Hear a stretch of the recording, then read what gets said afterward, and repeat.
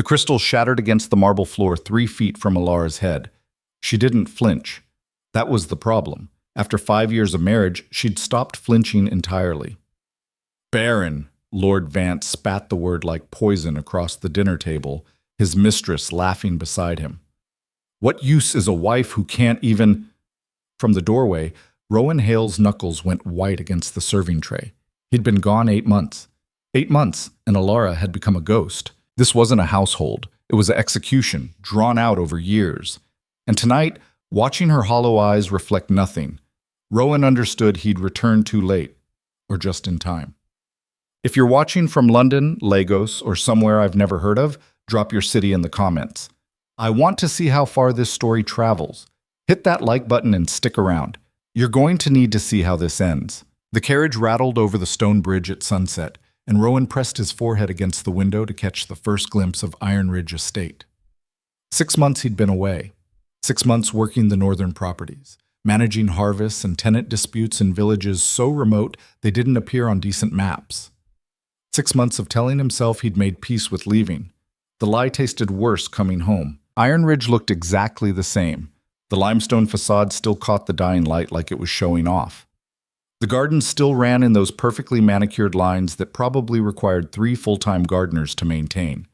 The iron gates still bore the Vance family crest, 2 wolves and a crown, because subtlety had never been their strong suit. Nothing had changed. Except when Mrs. Pemberton opened the servants' entrance, her face went through about 4 emotions in 2 seconds, and none of them were good. Mr. Hale. She stepped back, smoothing her apron with hands that shook just slightly. We weren't expecting… The master didn't mention… Lord Vance doesn't know I'm back early. Rowan handed her his coat, watching her eyes. Mrs. Pemberton had been head housekeeper for 20 years. She'd seen 3 generations of Vances, survived 2 estate managers before Rowan, and could read a room better than most people could read books. I finished in Northwood faster than anticipated. Thought I'd surprise everyone. Yes. Well. She hung his coat with unnecessary precision. You'll certainly do that. Where is everyone? The master's in London until Thursday. Business with his solicitors. Her mouth twitched. And other matters. Other matters. Right. That was the polite way of saying Lord Edmund Vance was probably drunk in some gentleman's club or in bed with his mistress, or both. The man had the self-control of a feral cat and the discretion of a circus. And Lady Vance? Mrs. Pemberton's hands went still on the coat hooks. That pause, that half-second of absolute stillness, made something cold slide down Rowan's spine. In the conservatory, I believe. She takes tea there most afternoons now. Most afternoons now? Rowan picked up his bags. That's new. Many things are new, Mr. Hale. Mrs. Pemberton met his eyes, and there it was, the warning he'd learned to read in servants' faces. The look that said, you're about to walk into something, and I can't stop you, but I can at least let you know it's coming. Perhaps you should settle in first, see her at dinner. I'll see her now. He didn't wait for a response. The back corridors of Iron Ridge were unchanged. Same dark wood paneling, same portraits of dead Vances glaring down like they were personally offended by the concept of joy. Rowan's boots echoed on the flagstones. Somewhere above, a door closed. The house breathed around him, full of small sounds that meant nothing and everything. He'd grown up in houses like this, not as grand, but close enough. His father had been an estate manager too, before the drinking caught up with him, and they'd ended up in a 2-room apartment in Manchester that smelled like mildew and failure. Rowan had clawed his way back into these spaces through competence and silence, learning to be invisible when it mattered, indispensable when it counted. He'd been good at it. Good enough that Lord Vance had hired him at 26 to run Iron Ridge, which was either a compliment to Rowan's abilities or an indication of how desperate the man was to find someone willing to clean up his messes. Probably both. The conservatory sat at the east end of the house, all glass and iron framework that turned it into an oven in summer and an icebox in winter. It was the one place Lady Vance had been allowed to control. Her sanctuary, she'd called it once, though Rowan suspected it was less sanctuary and more the only room her husband didn't bother entering. He pushed open the door. The scent hit him first, jasmine and something darker, almost medicinal. The plants had grown wild since he'd left. Vines crawled up the glass walls. Ferns spilled out of their pots. In the corner, something that might have been roses had turned into a thorny monster that looked ready to file for independence. And in the center, in a wicker chair that had seen better decades, sat Ilara Vance. Rowan stopped breathing. She'd always been slight, narrow shoulders, delicate wrists, the kind of build that made men feel protective and women feel jealous. But this was different. This was wrong. The afternoon light cut through the glass and turned her nearly transparent. Her dress hung off her frame like it was draped over a coat rack. Her collarbones stood out sharp enough to cast shadows. She was holding a book, but her eyes weren't moving across the page.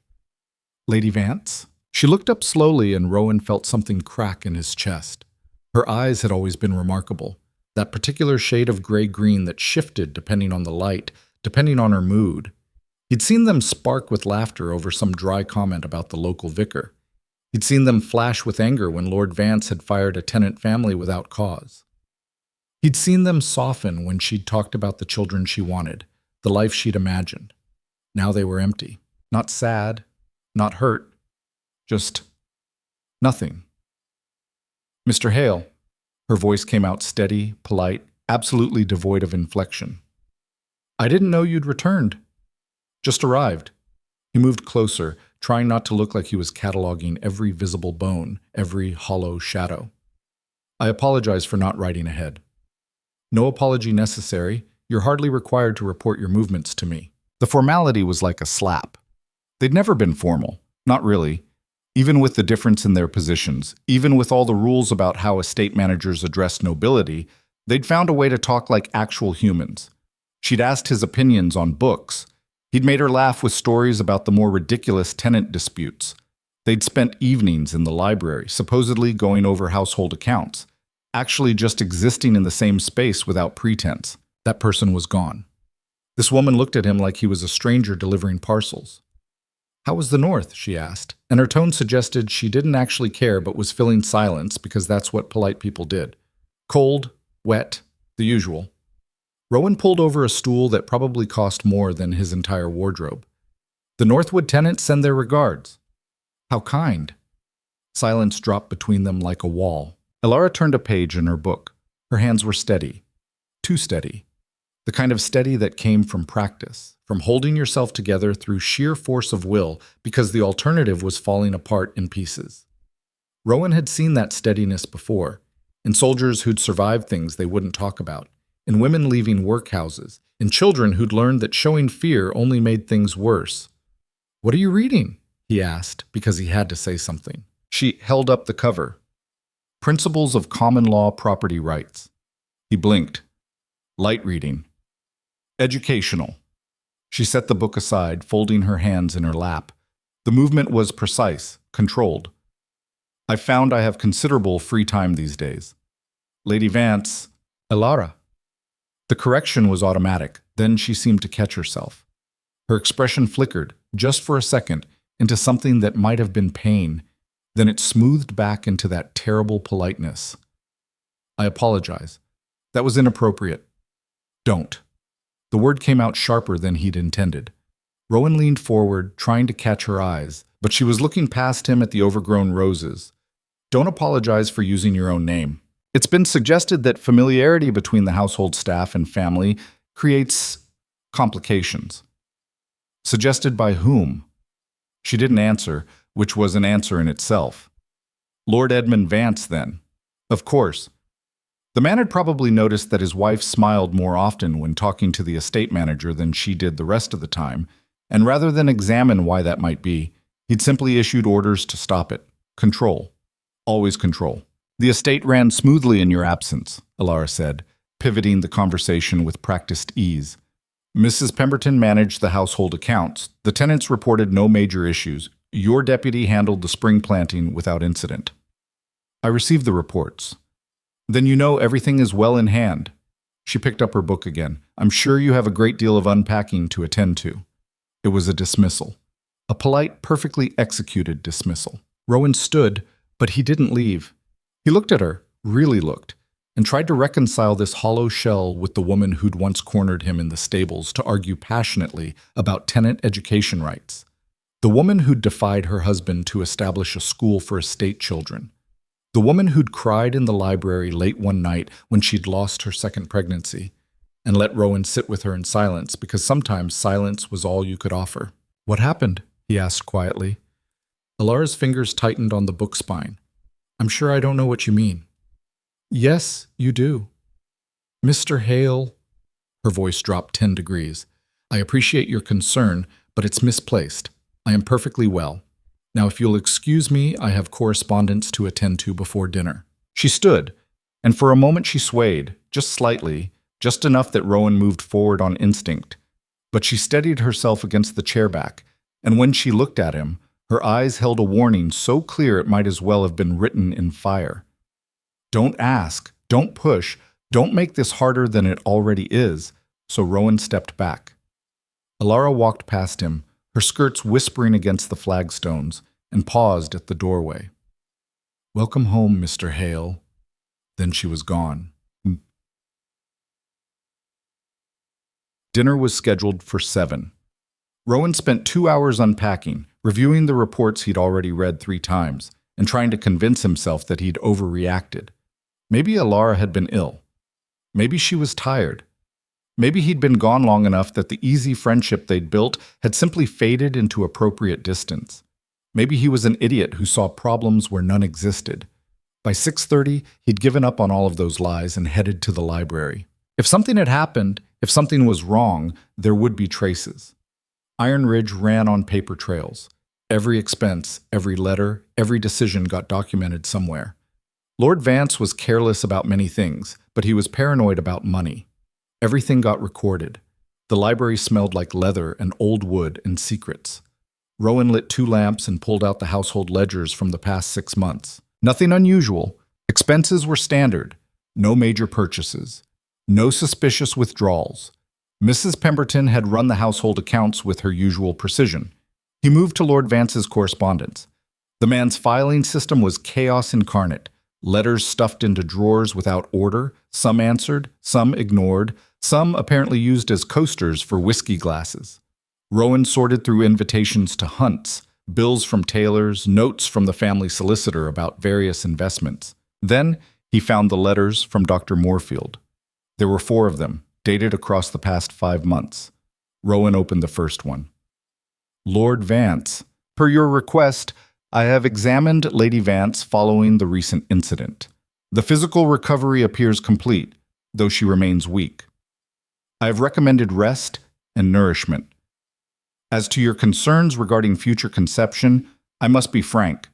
Given the circumstances of the previous losses and the trauma of this most recent one, I cannot offer encouragement. Some women are simply not constituted for childbearing. I remain available should you require further consultation." The second letter was shorter. "Lord Vance. Lady Vance continues to decline in strength and spirits. I have recommended she see a specialist in London, but she has refused. Without her cooperation, there is little more I can do. The depression of spirits following such losses is not uncommon, though her case seems particularly severe." The third letter was clinical. "Lord Vance. I have prescribed a mild sedative for Lady Vance's nerves, though I note she does not appear to be taking it regularly. Her insistence on maintaining normal activities despite her weakened state is ill-advised. I have counseled her repeatedly on the importance of accepting her limitations." The fourth letter was dated 3 weeks ago. "Lord Vance, I must respectfully decline to continue treating Lady Vance. Her refusal to follow medical advice, combined with her increasingly erratic behavior, makes further consultation unproductive. I recommend you seek alternative care, perhaps from someone specializing in disorders of the female mind. Some women, when faced with their failures in the marriage bed, develop fixations that require more aggressive intervention than I am equipped to provide." Rowan set the letters down carefully, because if he didn't, he was going to put his fist through something. Recent incident. The doctor's delicate phrasing for another miscarriage. The third, if Rowan was counting correctly. 3 pregnancies. 3 losses. And based on the dates, the most recent one had happened less than 2 weeks after he'd left for Northwood. She'd been alone. Not just alone, dismissed by her own doctor as a hysterical failure. And Lord Vance hadn't even bothered to write to Rowan about it. The library door opened. There you are. Mrs. Pemberton stood in the doorway, her expression carefully neutral. Dinner in 10 minutes. His lordship requests your presence. I thought he was in London until Thursday. He returned unexpectedly this afternoon. Her eyes flicked to the letters on the desk, then back to Rowan's face. You'll want to change your jacket. He's brought guests. The dining room at Iron Ridge could seat 40 comfortably and had hosted everyone from minor royalty to major criminals, often at the same dinner party. Tonight, it felt like a stage set for a particularly cruel play. Lord Edmund Vance sat at the head of the table, already on his second glass of wine, looking like a man who'd never had a consequence in his life. He was handsome in that way certain aristocrats managed, all jaw and cheekbones and the kind of confidence that came from generations of people saying yes. His dark hair was styled with expensive pomade. His jacket probably cost more than Rowan's annual salary. He was also, unmistakably, drunk. Hail! He gestured with his wine glass, sloshing red liquid onto the white tablecloth. Back from the frozen north. Did you miss civilization? My lord. Rowan took his assigned seat, middle of the table, far enough from the head to know his place. I wasn't aware you'd be in residence. Last-minute change of plans. Business concluded early. Lord Vance grinned, and it was the grin of a shark that had just spotted something bleeding. Besides, I wanted to introduce everyone to my dear friend, Miss Charlotte Winters. The woman sitting to Lord Vance's right smiled. She was younger than Alara, maybe 23, 24, with the kind of calculated beauty that came from knowing your angles and your audience. Dark curls, red dress, diamonds at her throat that definitely hadn't come from her own family's money. She was, Rowan realized with a sinking sensation, the mistress. Miss Winters, he said, because what else was there to say? Mr. Hale, I've heard so much about you. Her voice had that carefully refined accent that suggested someone had worked hard to sand off the rougher edges. Edmund speaks of you often. Edmund. Not Lord Vance. Not even my lord. Just Edmund. At the far end of the table, Alara sat perfectly still. She'd changed for dinner into a dress of deep blue that probably looked stunning when she'd first had it made. Now it hung off her frame like a shroud. Her hair was pinned up with mechanical precision. Her face could have been carved from marble. She wasn't looking at anyone. And of course, you remember my wife. Lord Vance waved vaguely in Alara's direction without actually looking at her. Alara, dear, do try to smile. You're making our guests uncomfortable. Alara's expression didn't change. My apologies. No need to apologize, Lady Vance, Miss Winters said with a smile that had teeth in it. I'm sure you're simply tired. Edmund mentioned you've been unwell. Did he? Alara's tone was absolutely flat. The servants began bringing in the first course. Rowan recognized Thomas, one of the younger footmen, trying very hard not to make eye contact with anyone as he set down plates. Smart kid. Lord Vance launched into some story about his London trip, something involving a horse race and a gambling debt, and a viscount who'd apparently lost his trousers. Miss Winters laughed in all the right places. The other guests, two business associates Rowan vaguely recognized, chuckled along. Alara cut her food into precise pieces and didn't eat any of it. So, Hale, Lord Vance pointed at him with a fork. What's the report from Northwood? Tenants behaving themselves? The harvest projections look strong. The new irrigation system is performing well. A few minor disputes, but nothing that required escalation. Excellent, excellent. See, Charlotte? This is why you hire competent people. They handle the boring bits while you focus on important matters. What sort of important matters? Rowan asked, and he kept his voice level, professional, completely devoid of the anger building in his chest. Oh, the usual. Investments, social obligations. Lord Vance reached over and squeezed Miss Winters' hand. Companionship. The word landed like a grenade. Alara's knife scraped against her plate, a single sharp sound that made everyone jump. My apologies, she said again, setting down her utensils. How clumsy of me. Yes, well, you've always been rather clumsy, haven't you, dear? Lord Vance took another drink. Remember that time you tripped on the stairs? Nearly broke your neck. I told you those shoes were impractical. Rowan remembered that incident. He also remembered that Alara hadn't tripped. She'd been pushed by her husband during an argument about his gambling debts. I remember, Alara said quietly. Of course you do. You dwell on things so much. Lord Vance turned to his guests. My wife has an unfortunate tendency toward melancholy. The doctors say it's a condition of her sex. Some women are simply prone to hysteria. Miss Winters made a sympathetic sound. Rowan's hands clenched under the table. The doctors also say she's constitutionally unfit for childbearing, Lord Vance continued, his voice taking on that casual cruelty that drunk people sometimes thought was honesty. 3 failures in 5 years. Rather makes one question the purpose of marriage, doesn't it? The room went silent. Even the servants had frozen. Alara sat perfectly still, her eyes fixed on her untouched plate, and Rowan watched something he'd never seen before, a person actively disappearing while sitting right in front of him. My lord, one of the business associates started, his voice uncomfortable. Oh, don't worry, Matthews, I'm not being cruel. Lord Vance smiled. Simply realistic. A barren wife is hardly fit for purpose. But fortunately, there are ways to address such inadequacies. The law is quite clear on grounds for setting aside a marriage. Alara's breath caught, audible in the silence, and Rowan understood. This wasn't just cruelty. This was an announcement. Lord Vance was laying groundwork, establishing the narrative in front of witnesses. The wife is unstable. The wife is barren. The wife has failed in her essential duty. He was building a case to get rid of her. Actually, Rowan said, and his voice came out colder than he'd intended, the law is quite specific about what constitutes grounds for dissolution, and I believe you'd find that— Are you a solicitor now, Hale? Lord Vance's smile turned sharp. How fascinating. I didn't realize estate management required legal expertise. It requires reading comprehension. The temperature in the room dropped another 10 degrees. Lord Vance set down his wine glass with deliberate care. I'm sorry? I said, Mr. Hale is quite right, my lord. Alara's voice cut through the tension like a blade.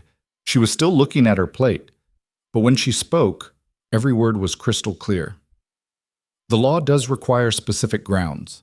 Thankfully, you have an excellent solicitor to advise you on such matters. I'm sure Mr. Henderson will explain the nuances when you meet with him next week. It was a power move disguised as submission, acknowledging the threat while making it clear she knew exactly what he was planning. Lord Vance's face darkened. How did you— I do still live in this house, my lord. Information travels. Information travels. He repeated the words slowly, tasting them, and Rowan could see the calculation happening behind his eyes. Lord Vance was cruel, but he wasn't stupid. He knew when he'd been outmaneuvered in front of witnesses. Indeed. Well then, I suppose you'll understand when certain changes become necessary. I understand many things, my lord. Good. That's very good. He picked up his wine again, but the easy confidence was gone. Now he just looked petty and mean. Because I'd hate for there to be confusion when arrangements are finalized. Alara stood up. The movement was so sudden that Miss Winters gasped. If you'll excuse me, Alara said, and her voice was still perfectly level, perfectly controlled, I find I'm not feeling well. I'll retire for the evening. By all means, Lord Vance waved a hand. You do that so often anyway. Alara walked out of the room with her head high and her spine straight, and Rowan watched her go and felt something fundamental shift in his understanding of what was happening at Iron Ridge. This wasn't a household falling apart. This was a war. And Alara had been fighting it alone for 6 months while he'd been gone, counting grain yields in the north and telling himself distance made things easier. He found her after midnight in the library. She was sitting on the floor, surrounded by books, her hair falling out of its pins. She'd changed into a dressing gown, dark green silk that looked like it belonged to a different version of her, someone who hadn't been systematically destroyed by 5 years of marriage to a monster. You should be asleep, she said without looking up. So should you.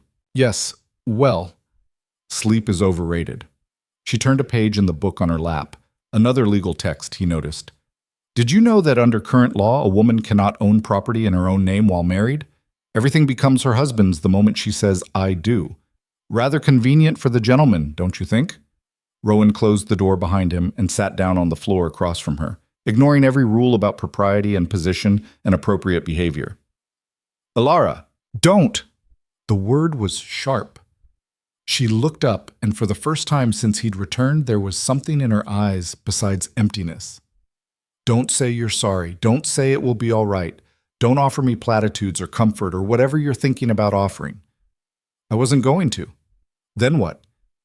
I was going to ask what you need. She laughed, a broken, bitter sound that made his chest hurt. What I need, that's a novel question.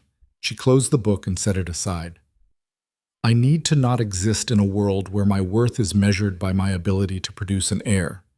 I need to not have lost 3 children and been told each time it was my fault. I need to not be married to a man who parades his mistress in front of dinner guests like she's a prize mare. I need... Her voice cracked. She pressed her hands over her face, and her shoulders shook with sobs she wouldn't let escape. Rowan had seen her cry exactly once before, in the same library 2 years ago, after her second miscarriage. Then, she'd let herself break. Now she was holding the pieces together with pure force of will, terrified that if she let go, she'd shatter completely. I'm studying the law, she said finally, her voice muffled behind her hands. Every precedent, every case, every loophole. Because he's going to do it, Rowan. He's going to petition for dissolution. He'll claim barrenness, probably mental instability, whatever his solicitor thinks will work fastest. And when he does, I'll be left with nothing. This house, my possessions, the money my father left me, it all belongs to Edmund legally. I'll be turned out with whatever he feels generous enough to give me, which will be as little as possible. There has to be something. There isn't. She lowered her hands. Her eyes were dry but red-rimmed. I've read everything. Unless I can prove extreme cruelty to the point of endangerment, adultery with witnesses willing to testify, or his complete insanity, I have no grounds for separation that would leave me with any financial support. And even if I did, the scandal would destroy what little reputation I have left. I'd be unmarriageable, unemployable, essentially a social ghost. Then we find another way. What other way? She laughed again, sharper this time. Run away? Live in poverty? Become one of those sad stories people tell about fallen women who didn't know their place? No, Rowan leaned forward.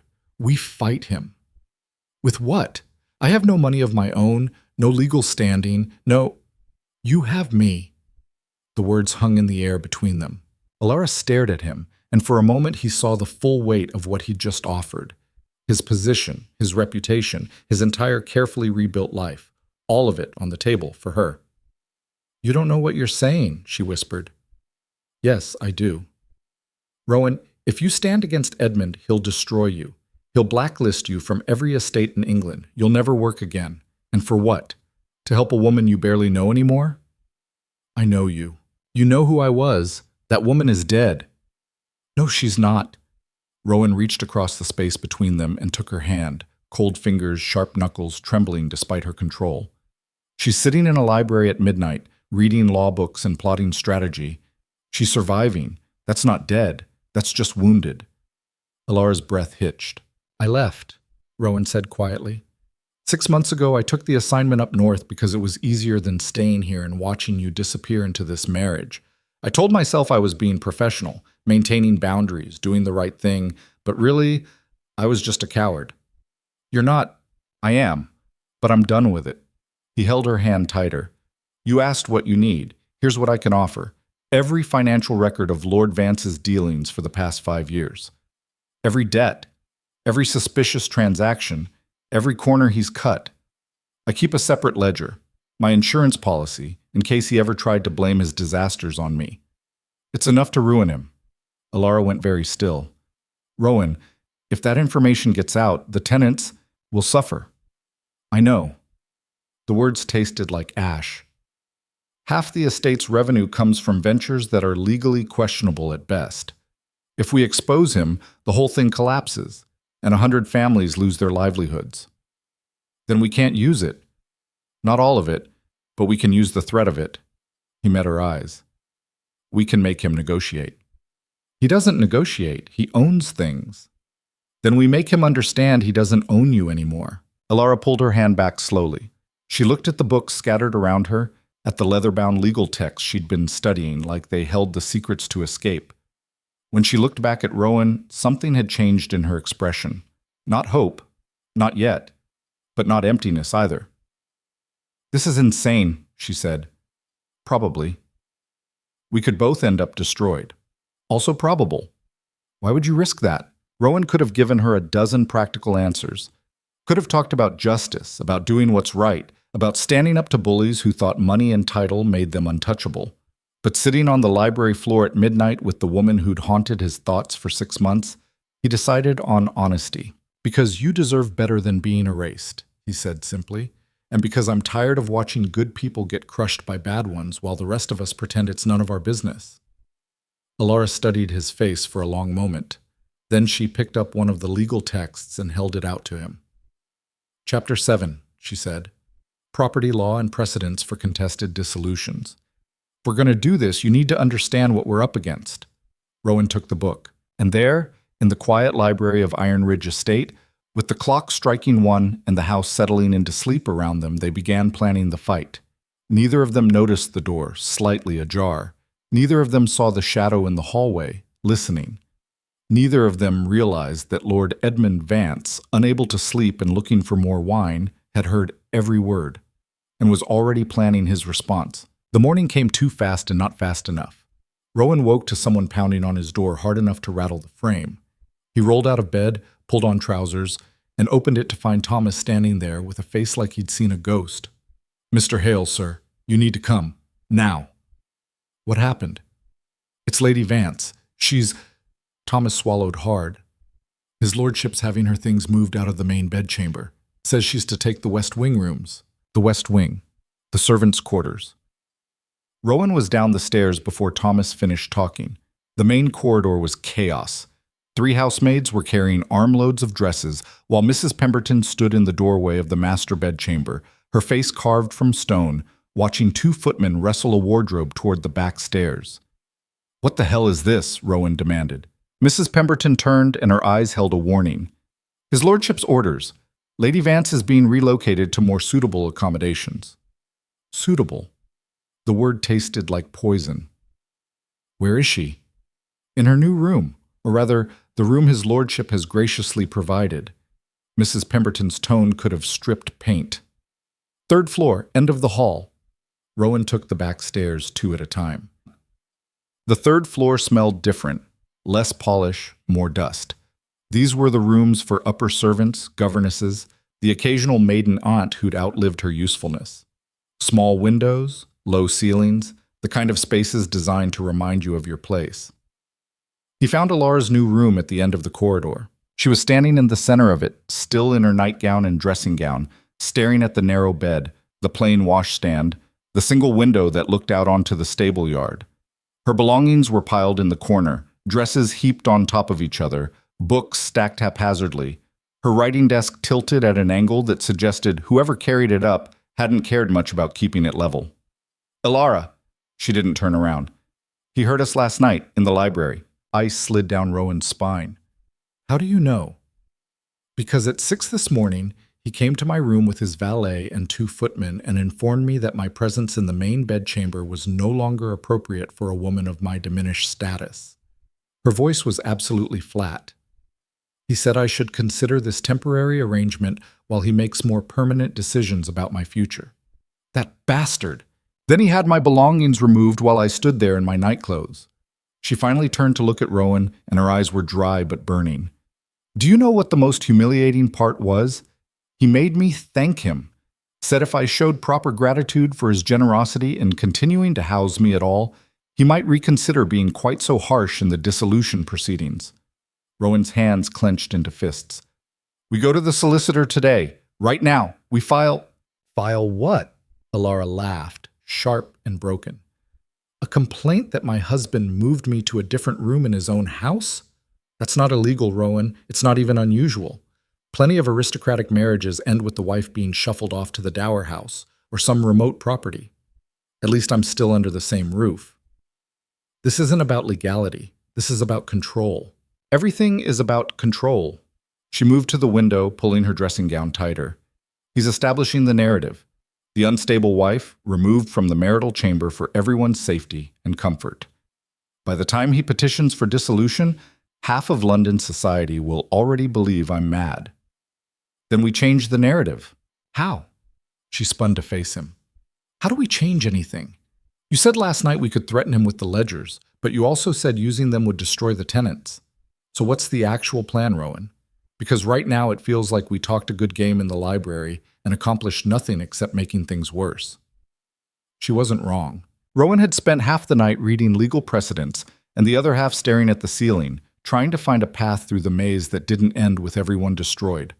The ledgers were leverage, but only if Lord Vance believed they'd actually use them.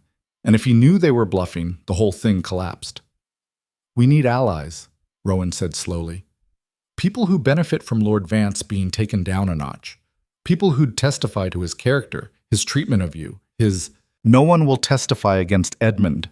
Alara sat down on the narrow bed. It creaked. He's too well connected, too wealthy, and too vindictive.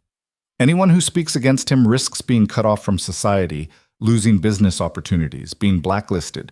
You're asking people to commit social suicide. What about your family? Her laugh was bitter. My father's dead. My mother remarried a baron who wants nothing to do with scandal. My brother is a vicar in Yorkshire who wrote me exactly one letter after my first miscarriage, suggesting I pray harder. She looked at her hands. I have no family, Rowan. Not anyone who'd risk themselves for me. The silence stretched between them, heavy with the weight of everything they couldn't fix. Then footsteps echoed in the hallway. Mrs. Pemberton appeared in the doorway, slightly out of breath. Mr. Hale, his lordship requests your presence in the study, immediately. Tell him I'm occupied. He was quite insistent. Mrs. Pemberton's eyes flicked to Alara. He suggested that continued employment might depend on prompt attendance. There it was. The threat, delivered through a housekeeper who'd probably been ordered to repeat it word for word. Rowan looked at Alara. She was staring at the floor, her shoulders hunched, and he could see her trying to make herself smaller, trying to disappear into the awful little room. Like, if she was quiet enough, maybe the world would forget she existed. Go, she said softly. Don't make this worse by defying him. Alara, please. She finally looked up, and her eyes held something that might have been fear, or might have been exhaustion, or might have been both. Just go. I need to get dressed anyway. Rowan wanted to argue, wanted to plant himself in that doorway, and refused to leave until Lord Vance came up here himself and dragged him out. Wanted to do something, anything, that felt like actual resistance instead of this slow, grinding submission. But Mrs. Pemberton was giving him a look that said, pick your battles, and Alara was retreating into that terrible blankness again. And so he left. He hated himself for it. The study smelled like cigar smoke and expensive brandy at 9 in the morning, which told Rowan everything he needed to know about Lord Vance's state of mind. The man himself was standing by the window, still in his dressing gown, holding a crystal tumbler of something amber. He didn't turn around when Rowan entered. Close the door. Rowan closed it. You've been with this estate for 3 years, Lord Vance said conversationally. In that time, you've proven yourself competent, discreet, and reasonably intelligent. I've compensated you well, given you authority, trusted you with significant responsibility. Yes, my lord. So imagine my surprise when I discover you're plotting against me in my own library. Now he turned and his eyes were cold and bright. With my wife, at midnight, discussing my private financial affairs and how best to ruin me. Rowan kept his face neutral. I'm not sure what you're referring to, my lord. Don't insult me by lying. Lord Vance took a drink. I heard everything. The ledgers, the threats, your touching declaration of loyalty to poor, suffering Alara. He said her name like it was a joke. Very noble, very stupid. If you're going to dismiss me, just do it. Dismiss you? Lord Vance laughed. Why would I do that? You're useful, and you're about to become significantly more useful. The shift in tone made Rowan's stomach drop. Here's what's going to happen, Lord Vance said, moving to his desk and pulling out a document. You're going to sign a statement testifying to my wife's increasingly unstable behavior, her erratic moods, her refusal to follow medical advice, her obsessive studying, her inappropriate familiarity with the household staff. He smiled. You'll note that last night's conversation in the library could be interpreted as rather more than simple friendship, couldn't it? An estate manager and a lady, alone at midnight holding hands. That's a lie. Is it? Because I saw what I saw. And if I choose to interpret it a certain way, well, that's my prerogative as the injured party. He set the document on the desk. Sign this, and you keep your position. Refuse, and I'll not only dismiss you without reference, I'll make sure every estate owner in England knows you were carrying on an affair with your employer's wife.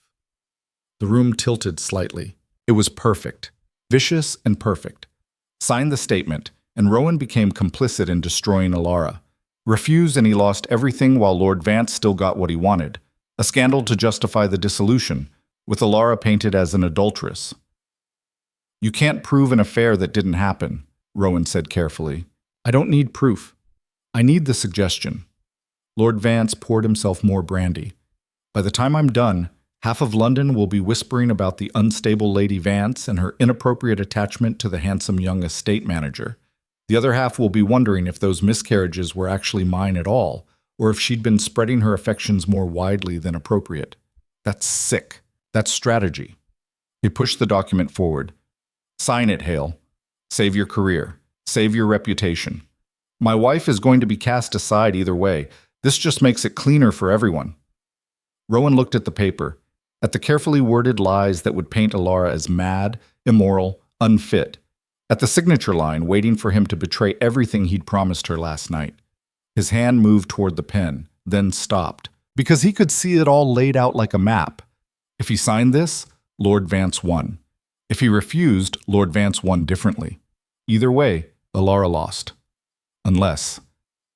No, Rowan said quietly. Lord Vance's smile faded. Excuse me? I said no. Rowan straightened. I won't sign it, and if you try to spread rumors about an affair, I'll produce the real ledgers. All of them. Every illegal deal, every bribed official, every penny you've skimmed from the estate accounts. I'll send them to every newspaper in London. You'd destroy the tenants. You'd destroy an innocent woman. Rowan met his eyes. At least the tenants can find other work. What's Alara supposed to do? That's not my problem. It's about to be everyone's problem. Rowan leaned forward. Because here's what you didn't consider, my lord. Those ledgers don't just incriminate you. They incriminate your business partners, your solicitor, half the gentlemen's club you drink with on Tuesday nights. You try to ruin me, and I'll drag down everyone who's helped you build this house of cards. Lord Vance's face went white, then red. You're bluffing. Try me. They stared at each other across the desk, and Rowan felt something shift in the air, that moment when threats stopped being theoretical and became real. Get out, Lord Vance said quietly. My lord, get out of my house. You have until sunset to pack your things and leave the property. If you're still here after dark, I'll have you arrested for trespassing. On what grounds? I'll invent some. Lord Vance smiled, and it was all teeth. You think you're the first idealistic fool to challenge me? My family has crushed better men than you for 5 generations. You're nothing, a servant with delusions of importance, and now you're an unemployed servant with no prospects and a reputation for insubordination. He walked to the door and opened it. Mrs. Pemberton. The housekeeper appeared almost instantly. She'd probably been listening in the hallway. Mr. Hale is leaving our employment effective immediately. Please ensure he's escorted from the property by 6 o'clock. If he attempts to remove anything beyond his personal belongings, he's to be stopped. Yes, my lord. Oh, and Mrs. Pemberton? Have someone watch him. I wouldn't want any important documents going missing during his departure. Lord Vance looked back at Rowan one more time. You just ended your career for a woman who can't even produce an heir. I hope she was worth it. Then he was gone, leaving Rowan standing in the study with Mrs. Pemberton and the smoking ruins of every plan they'd made. You should pack quickly, Mrs. Pemberton said softly. He'll make good on the arrest threat if you're late. Rowan nodded numbly and headed for his room. He'd gambled everything on a bluff, and lost. The packing took less than an hour. 3 years of working at Iron Ridge, and everything he owned fit into 2 bags. Clothes, books, a few letters from his mother before she'd died. The personal ledger, the real one, not the official estate accounts, tucked into the bottom of his travel case where no one would think to look. His insurance policy, his last card to play. If he even got the chance. Someone knocked on his door. He opened it, expecting Mrs. Pemberton with some final indignity, but instead found Alara standing there in a plain day dress, her hair hastily pinned, her face pale. "Is it true?" she asked. "You're leaving." He dismissed me. "Because of last night. Because I wouldn't sign a statement calling you insane." Rowan threw the last of his shirts into the bag. "And because I threatened to release the ledgers if he tried to use you as his excuse." Alara swayed slightly, catching herself on the doorframe. "You threatened him, with the information that would destroy the tenants." "I had to. He was going to—" Rowan stopped, seeing the look on her face. "You think I was wrong. I think you just sacrificed your entire livelihood for a gesture that accomplished nothing except making him angrier." She stepped into the room, closing the door behind her. "He's going to move forward with the dissolution anyway, Rowan, except now you won't be here to help, and I'll be alone again, and the tenants are still at risk." "So what was I supposed to do? Sign his paper? Help him paint you as a madwoman? You were supposed to be smart." Her voice cracked. "You were supposed to think before you acted, not throw yourself on a sword because it felt noble. We needed strategy. We needed patience. We needed—" "I couldn't let him do it," Rowan said quietly. "I couldn't sit there and watch him destroy you and do nothing. So instead you destroyed yourself." Alara pressed her hands over her face. When she lowered them, her eyes were bright with tears she wouldn't let fall. "Do you understand what you've done? You had position, security, prospects. Now you have nothing. And for what? I'm still trapped here. He's still going to win. The only difference is now we've both lost." She wasn't wrong.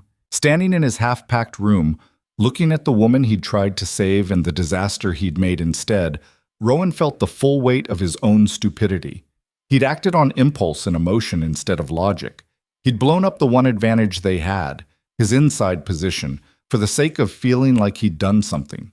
And now Alara was alone in this house with a man who had every reason to make her suffer, and Rowan couldn't do a damn thing about it. "I'm sorry," he said. "Sorry doesn't change anything." Alara moved to the window, staring out at the grounds. "He's already talking about sending me to his estate in Scotland. Says the climate will be better for my delicate constitution. But really it's just exile. Somewhere remote where no one will care if I disappear entirely." "Then leave with me." She turned, staring at him. "What?" "Leave with me. Right now. We take what we can carry and we go." "Go where? With what money?" "Rowan, you just lost your employment. I have nothing of my own. We'd be destitute in a week." "We'd be free." "We'd be ruined." She shook her head. "A runaway wife and a dismissed servant?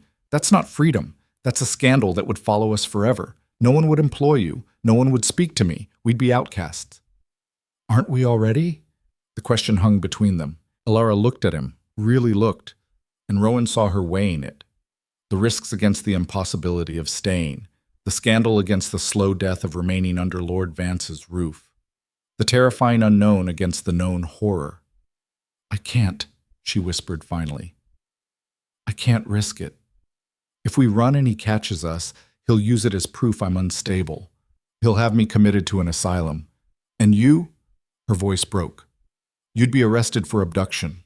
They'd put you in prison. Only if we get caught. We'd get caught. He has money, connections, resources. We have nothing. We have each other. That's not enough." Alara wrapped her arms around herself. "That's never enough. Not in the real world." Rowan wanted to argue, wanted to convince her that running was better than staying, that risk was better than certain destruction. But looking at her face, at the fear and exhaustion and sheer defeated weariness, he understood. She'd been fighting this battle for 5 years. She'd lost 3 children to it. She'd been isolated, belittled, broken down piece by piece. And now he was asking her to gamble everything on a desperate escape that might end with her locked in an asylum and him in prison. It wasn't fair. None of it was fair. "What do you want me to do?" he asked quietly. Alara moved to his bag and reached inside, pulling out the personal ledger. She held it like it was something dangerous. "I want you to take this and hide it somewhere safe. Not here. Not anywhere Edmund can find it." She looked up at him.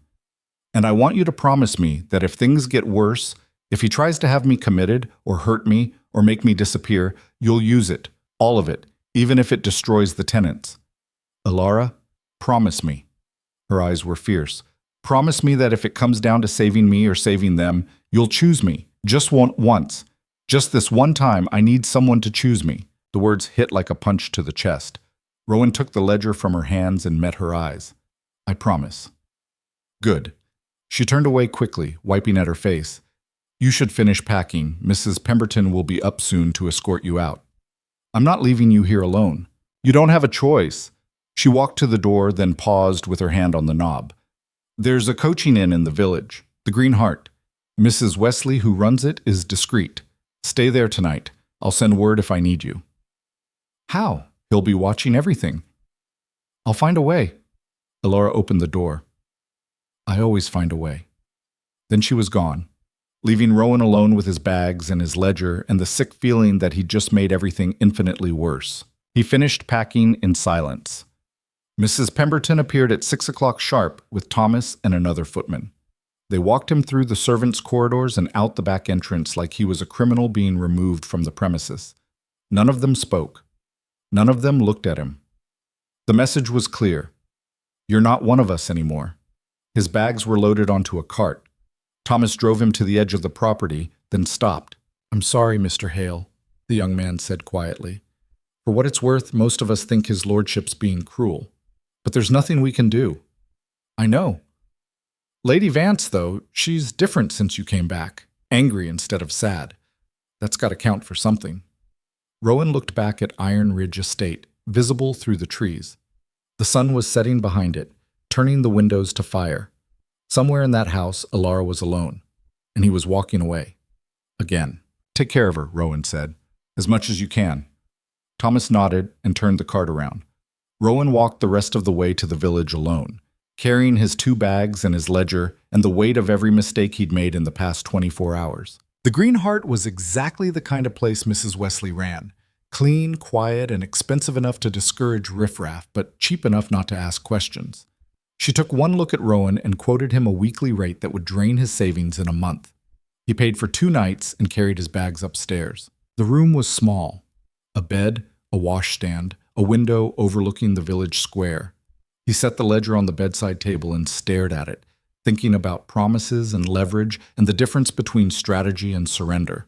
Then he opened it and started reading. Not the financial entries he already knew by heart. The other notes. The observations he'd made over 3 years of watching Lord Edmund Vance operate. The names of business partners, political allies, the men who enabled his worst impulses. The dates and details of transactions that couldn't quite be explained by legitimate business. The proof. He'd told himself he kept these records as insurance. Protection against being blamed for his employer's crimes. But sitting in a coaching inn room while the woman he loved, and yes, he could admit that now, sitting alone in the dark, suffered in a house he could no longer enter, Rowan understood the truth. He'd kept these records because some part of him had always known it would come to this. A choice between protecting the innocent and punishing the guilty. Between playing it safe and burning it all down. He was still staring at the ledger when someone knocked on his door. It was nearly midnight. The inn had gone quiet hours ago. Rowan opened the door expecting Mrs. Wesley with some complaint about noise or payment. Instead, he found a girl, maybe 14, dressed in a maid's uniform, soaking wet from rain that had started sometime after dark. Mr. Hale? She was shivering. I'm Annie, from Iron Ridge. Lady Vance sent me. She says you need to come. Now. Rowan's blood went cold. What happened? His lordship came back from London with his solicitor. They've been in the study for hours. Lady Vance said, Annie's voice shook. She said to tell you it's happening, whatever you were waiting for. It's happening tonight. Rowan grabbed his coat. Show me the fastest way back. They ran through the rain together, a dismissed estate manager and a terrified maid racing toward a house where everything was about to break. And Rowan, running through the dark with his ledger tucked inside his coat, finally understood what Elora had known from the beginning. There was no safe way to fight this. There was only the choice to fight or surrender. And he'd already made his choice the moment he'd promised her he'd choose her over everyone else, even if it meant destroying everything, even if it meant there was no going back. The lights of Iron Ridge blazed through the rain ahead, and Rowan ran faster. The rain turned the grounds into a mud-slicked nightmare. Rowan's boots kept losing purchase on the slope leading up to the house, and twice he went down hard on his knees, but he didn't stop. Annie ran ahead of him, her skirts hiked up, moving with the sure-footedness of someone who'd grown up on this land. They reached the servants' entrance just as thunder cracked overhead. "Through the kitchen," Annie gasped, pulling the door open. "Mrs. Pemberton said to bring you to the library quietly." The kitchen was dark except for the banked coals in the fireplace. They moved through it fast, dripping water across the flagstones, and Rowan caught a glimpse of himself in the polished copper hanging over the sink, wild-eyed, soaked through, looking exactly like what he was, a man who'd just thrown away every shred of common sense to rush back into disaster. The house was too quiet. Not the normal nighttime silence of a sleeping estate. This was something else, the held-breath stillness of people trying very hard not to be noticed. Annie led him through the back corridors, past the servants' rooms where Rowan could hear whispered conversations behind closed doors. News traveled fast below stairs. Everyone knew something was happening. They reached the library door. Annie knocked twice, paused, knocked once more. The door opened a crack. Mrs. Pemberton's face appeared, creased with worry lines Rowan had never noticed before. "Thank heaven! Come in! Quickly!" Rowan slipped inside and the door shut behind him with a soft click. The library looked like a war room. Papers scattered across every surface, books pulled from shelves and left open. And in the center of it all, standing by the fireplace with her hair coming loose from its pins and ink stains on her fingers, was Alara. She looked up when he entered, and relief flashed across her face so fast he almost missed it. "You came. You sent for me." Rowan pulled off his soaked coat. "What happened?" Edmund's solicitor arrived at 8 o'clock with the dissolution papers already drawn up.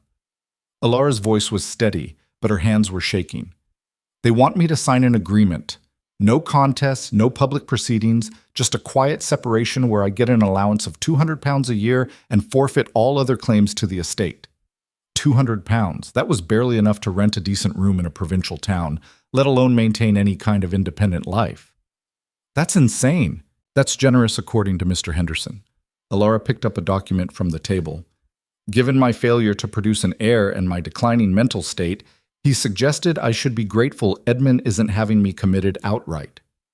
Mrs. Pemberton made a sound like a wounded animal. "They gave you until morning to decide," the housekeeper said.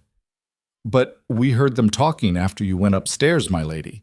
Lord Vance has already arranged for Dr. Moorfield to return tomorrow afternoon. If you refuse to sign, they're planning to have you declared incompetent." The room tilted slightly. This wasn't a negotiation. It was a trap. Sign away everything willingly, or have it taken by force under the guise of medical necessity. "Where is he now?" Rowan asked. "In his study with Henderson, celebrating." Alara set down the paper. "They've been drinking since 9. Edmund was laughing about how he'd finally be free to marry Charlotte properly once this mess was settled. The casual cruelty of it, reducing 5 years of marriage to a mess that needed settling, made Rowan's jaw clench so hard his teeth ached. "We leave," he said. "Tonight, right now. We take what you need, and we go." "We tried that conversation already," Alara reminded him.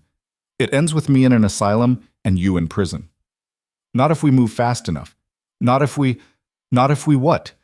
She turned on him, and there was fire in her eyes now, the kind that had been missing for months. "Run away with no money, no plan, no destination. Hope he doesn't catch us before we reach—" "Where exactly?" "London? He has friends there, the North. He owns half the magistrates. We'd be found in days. Then we use the ledger. We expose him before he can act. And destroy how many innocent families in the process?" Alara's voice cracked.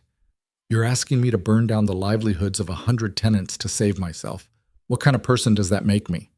The kind who survives. The kind who becomes exactly what Edmund says I am. Selfish, unstable, dangerous." She pressed her hands against the table, leaning forward. "Don't you see? That's what he wants. He wants me to lash out, to act irrationally, to prove his case for him. And you're suggesting I do exactly that." Rowan stared at her, at the intelligence blazing in her eyes despite the exhaustion, despite everything. She'd thought this through. Of course she had. While he'd been sitting in the inn feeling sorry for himself, she'd been here calculating angles and consequences. "Then what do we do?" he asked quietly. Alara straightened, smoothing her dress with hands that had stopped shaking. When she looked up, something in her expression had changed, hardened. "We beat him at his own game." Mrs. Pemberton moved closer. My lady. Mr. Henderson is Edmund's solicitor, not mine, which means he has a legal obligation to his client, but no obligation to ensure I have proper representation. Alara started pacing, her mind visibly working through the problem. The dissolution papers are written in his favor because I haven't had anyone reviewing them on my behalf. You can't afford a solicitor, Rowan said. You don't have access to funds. No, but I have something better. She stopped pacing and looked at him. I have leverage we haven't used yet. The ledger, not the ledger. Alara moved to the desk and pulled out a thin folder Rowan had never seen before. This. Letters between Edmund and Charlotte Winters going back 2 years. Very explicit letters, including several that reference payments he's been making to her from estate funds. Funds that should have been reinvested in tenant housing and crop improvements. Rowan took the folder, opening it. The first letter made his eyebrows rise. Where did you get these? Charlotte is not as clever as she thinks she is. She left them in Edmund's study last week when she was here. I found them while looking for... Well, it doesn't matter what I was looking for. What matters is I have them now. Mrs. Pemberton looked scandalized. My lady, if Lord Vance finds out you took those, he won't, because I'm not going to tell him. Alara's smile was sharp enough to cut. I'm going to tell Mr. Henderson. The strategy clicked into place in Rowan's mind like tumblers in a lock. You're going to blackmail the solicitor.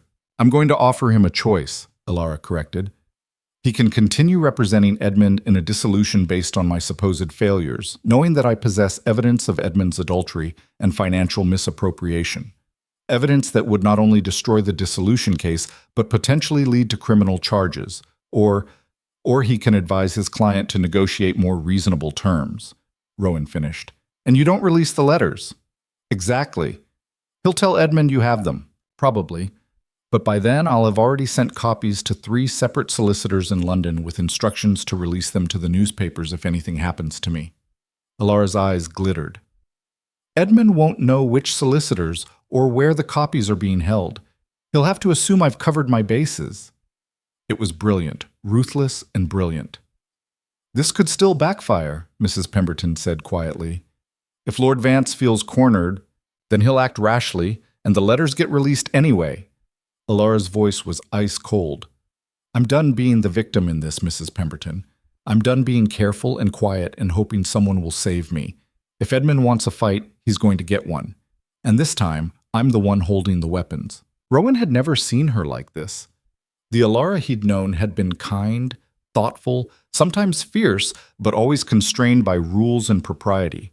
This woman, this version of her standing in the library at midnight, planning to blackmail her husband's solicitor with stolen love letters, was someone new, someone who'd been pushed past the point of caring about consequences, someone dangerous. He'd never found her more attractive. What do you need from me? He asked. I need you to be here tomorrow when I confront Henderson as a witness, and... She hesitated. If this goes wrong, if Edmund tries to have me committed anyway, I need you to make sure those letters reach the newspapers, even if it means using the financial ledger too, even if it means everything burns. The promise he'd made her in his room echoed back. Choose me. Done. Mrs. Pemberton wrung her hands. This is madness. Both of you have lost your minds. Probably, Alara agreed, but we lost them to the same man, which means at least we understand each other. She looked at Rowan. You should stay here tonight, in the library. Edmund never comes in here when he's drinking, and if things go badly tomorrow, you need to be close. I'm not supposed to be on the property. You're not supposed to be in love with his wife either, but here we are. The words hung in the air between them. Mrs. Pemberton's eyes went wide. Rowan felt like he'd been punched in the chest. Alara's face didn't change. She just looked at him steadily, waiting. Alara, don't. Her voice was gentle now.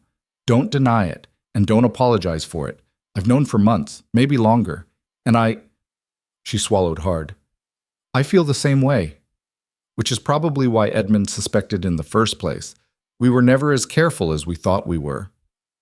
My lady, Mrs. Pemberton whispered, this is the truth? Alara looked at the housekeeper.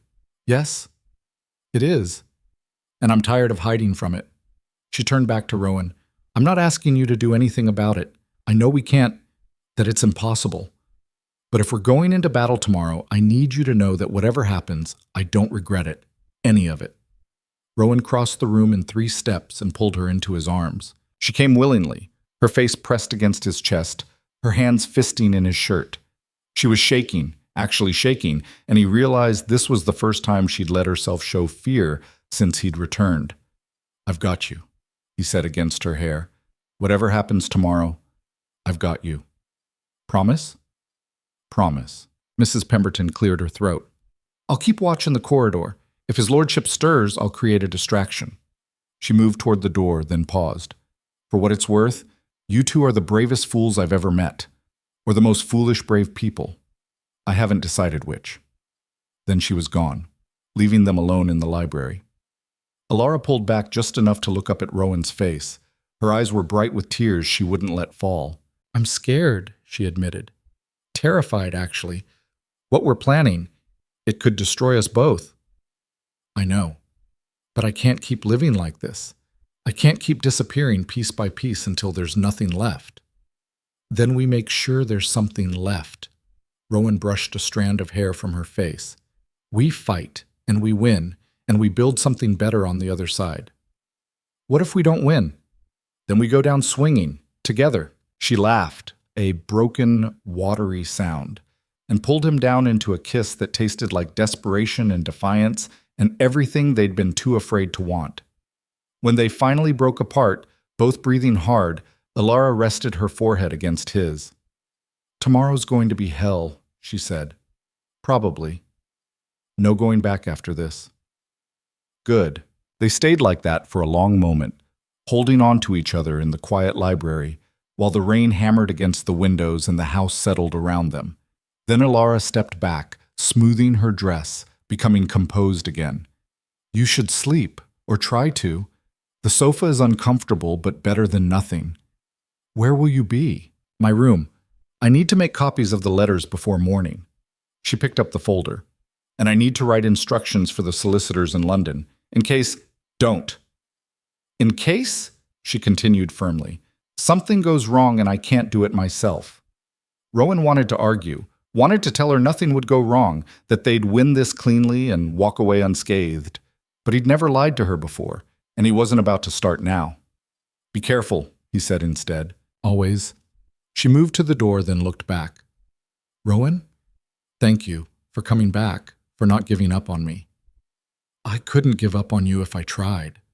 Her smile was sad and soft and full of things they didn't have time to say. Then she was gone, and Rowan was alone with the books and the rain and the growing certainty that tomorrow would change everything. He didn't sleep. He sat on the uncomfortable sofa and went through the letters Alara had stolen, reading Edmund Vance's written words to his mistress. The declarations of love that should have gone to his wife. The promises of a future together once he was free. The casual dismissal of Alara as an obstacle to be removed. She's becoming tiresome with her medical complaints and her constant melancholy. Dr. Moorfield agrees she's not fit for the duties of a wife. I expect the matter will be resolved by autumn at the latest. The letter was dated 3 months ago. Edmund had been planning this since before Rowan left for Northwood, maybe longer. By the time dawn started graying the windows, Rowan had read every letter twice and committed the worst passages to memory. Not for legal purposes, though they'd be useful for that too, but because he needed to understand exactly what kind of man they were fighting. Edmund Vance wasn't just cruel. He was calculated. Every move planned, every cruelty deliberate. He'd systematically isolated Alara, undermined her confidence, made her believe she was failing when really he'd been engineering her destruction all along. The man deserved worse than exposure, but exposure was what they had, so exposure would have to do. Footsteps in the corridor pulled Rowan from his thoughts. Mrs. Pemberton slipped inside carrying a tea tray. "Thought you might need this. It's going to be a long day." "What time is it?" "Just past 7. His lordship is still abed, but Mr. Henderson is awake and asking for breakfast. Lady Vance wants you in the morning room at 8:30. That's when she plans to speak with him." Rowan took the offered tea. "How is she?" "Focused. Frighteningly so." Mrs. Pemberton sat down in one of the wing chairs. "Mr. Hale, I need to ask you something, and I need you to answer honestly." "All right. If this goes badly, If Lord Vance tries to hurt her, will you get her out? Even if it means running, even if it ruins you both? The question was simple. The answer was simpler. Yes. Mrs. Pemberton nodded. Good. Because I've worked in this house for 20 years, and I've seen Lord Vance when he's cornered before. He doesn't surrender gracefully. Neither does Alara. Not anymore. No. The housekeeper's smile was grim. She certainly doesn't. At 8:15, Rowan positioned himself in the alcove just outside the morning room, close enough to intervene if needed, far enough to maintain plausible deniability about eavesdropping. At 8:20, Alara descended the main staircase wearing a day dress of dark green that made her look like she'd just stepped out of a portrait. Her hair was perfectly arranged. Her expression was carved from marble. She didn't look at Rowan as she passed, but her hand brushed his just for a second, and that was enough. At 8:25, Mr. Henderson entered the morning room, carrying a leather case and wearing the satisfied expression of a man who thought he'd already won. Rowan heard the door close, heard the preliminary pleasantries, then heard Alara's voice, clear and cold as winter water. Mr. Henderson, we need to discuss the terms of my husband's proposed dissolution. Of course, Lady Vance. As I explained last night, Lord Vance is being quite generous considering the circumstances. The £200 annually should be more than sufficient for your needs. I'm sure it would be, if I were planning to accept it. A pause. Papers rustling. I'm afraid I don't understand. The alternative to accepting these terms is significantly less pleasant for you. Is it? I wonder. Alara's voice was perfectly pleasant. You see, I've been doing some reading on dissolution law, and it seems that adultery, proven adultery, rather complicates the proceedings, especially when the adulterous party is the one seeking dissolution. Lord Vance has been nothing but discreet in his affair with Miss Charlotte Winters? Yes, I'm sure he believes he has been. The sound of a folder opening. These are letters between my husband and Miss Winters. Very detailed letters, including several that reference specific dates and locations where they met, and several more that discuss payments made to her from estate accounts. The silence that followed was profound. Lady Vance, you cannot possibly... I can, and I will, if forced to. Alara's voice hardened. You're a solicitor, Mr. Henderson. You understand what these letters represent. They're not just evidence of adultery. They're evidence of financial misconduct, possibly fraud, depending on how the courts interpret the use of estate funds for personal matters. Where did you get those? That's irrelevant. What matters is that I have them. And copies have already been sent to 3 different solicitors in London with instructions to release them to the Times, the Guardian, and the Morning Post if anything unfortunate happens to me, such as being declared incompetent, for instance. Henderson's voice dropped dangerously low. This is blackmail.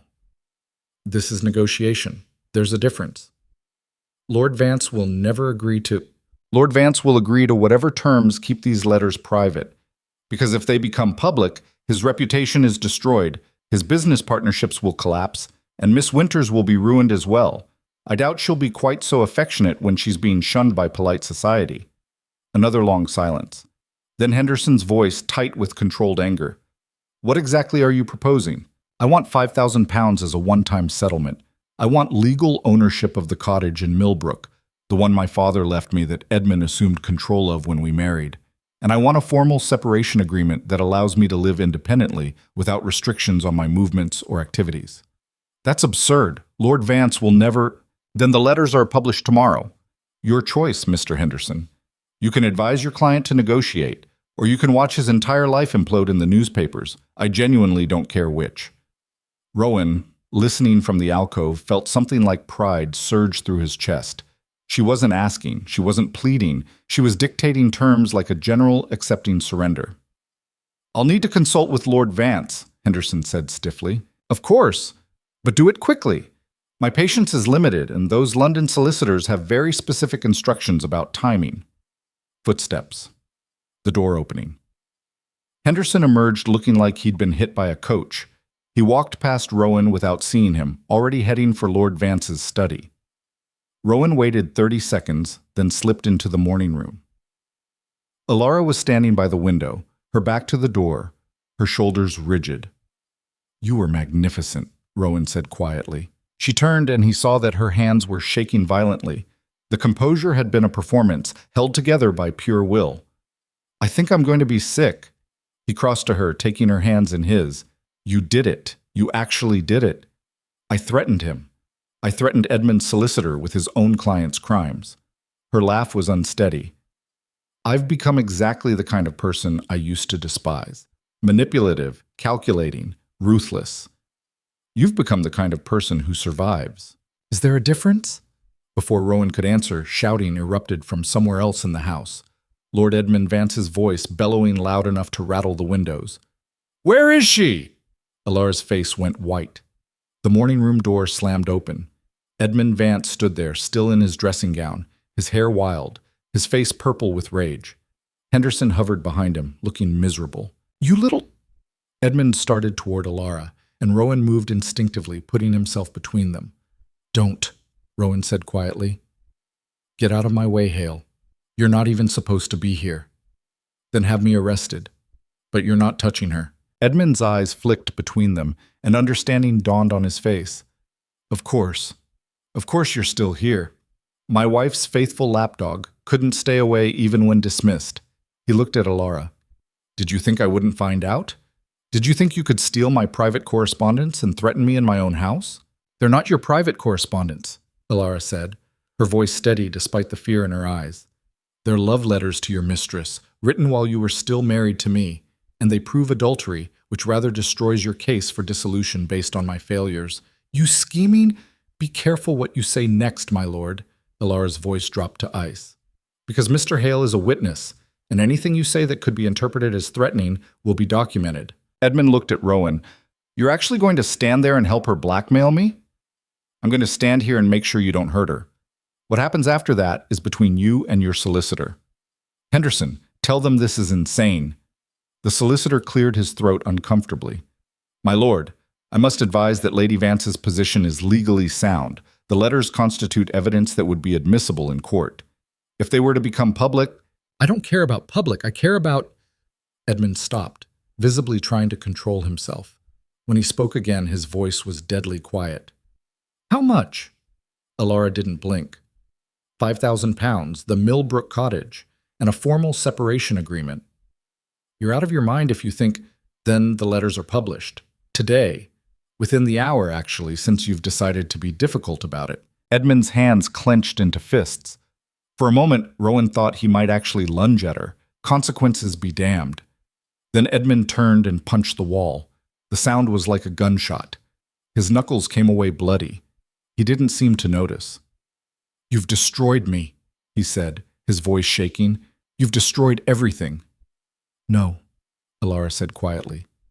You destroyed yourself. I'm just making sure I don't get buried in the rubble. Edmund looked at her with something that might have been hatred, or might have been respect, or might have been both. I want those letters, all of them, every copy. Once the settlement is finalized and the money transferred, you'll receive the originals. The copies stay with my solicitors as insurance against you changing your mind later. You don't trust me? Alara's laugh was bitter. You were planning to have me committed to an asylum yesterday. So no, Edmund, I don't trust you at all. He stared at her for a long moment. Then he looked at Henderson. Draw up the papers, whatever she wants. Henderson's eyebrows rose.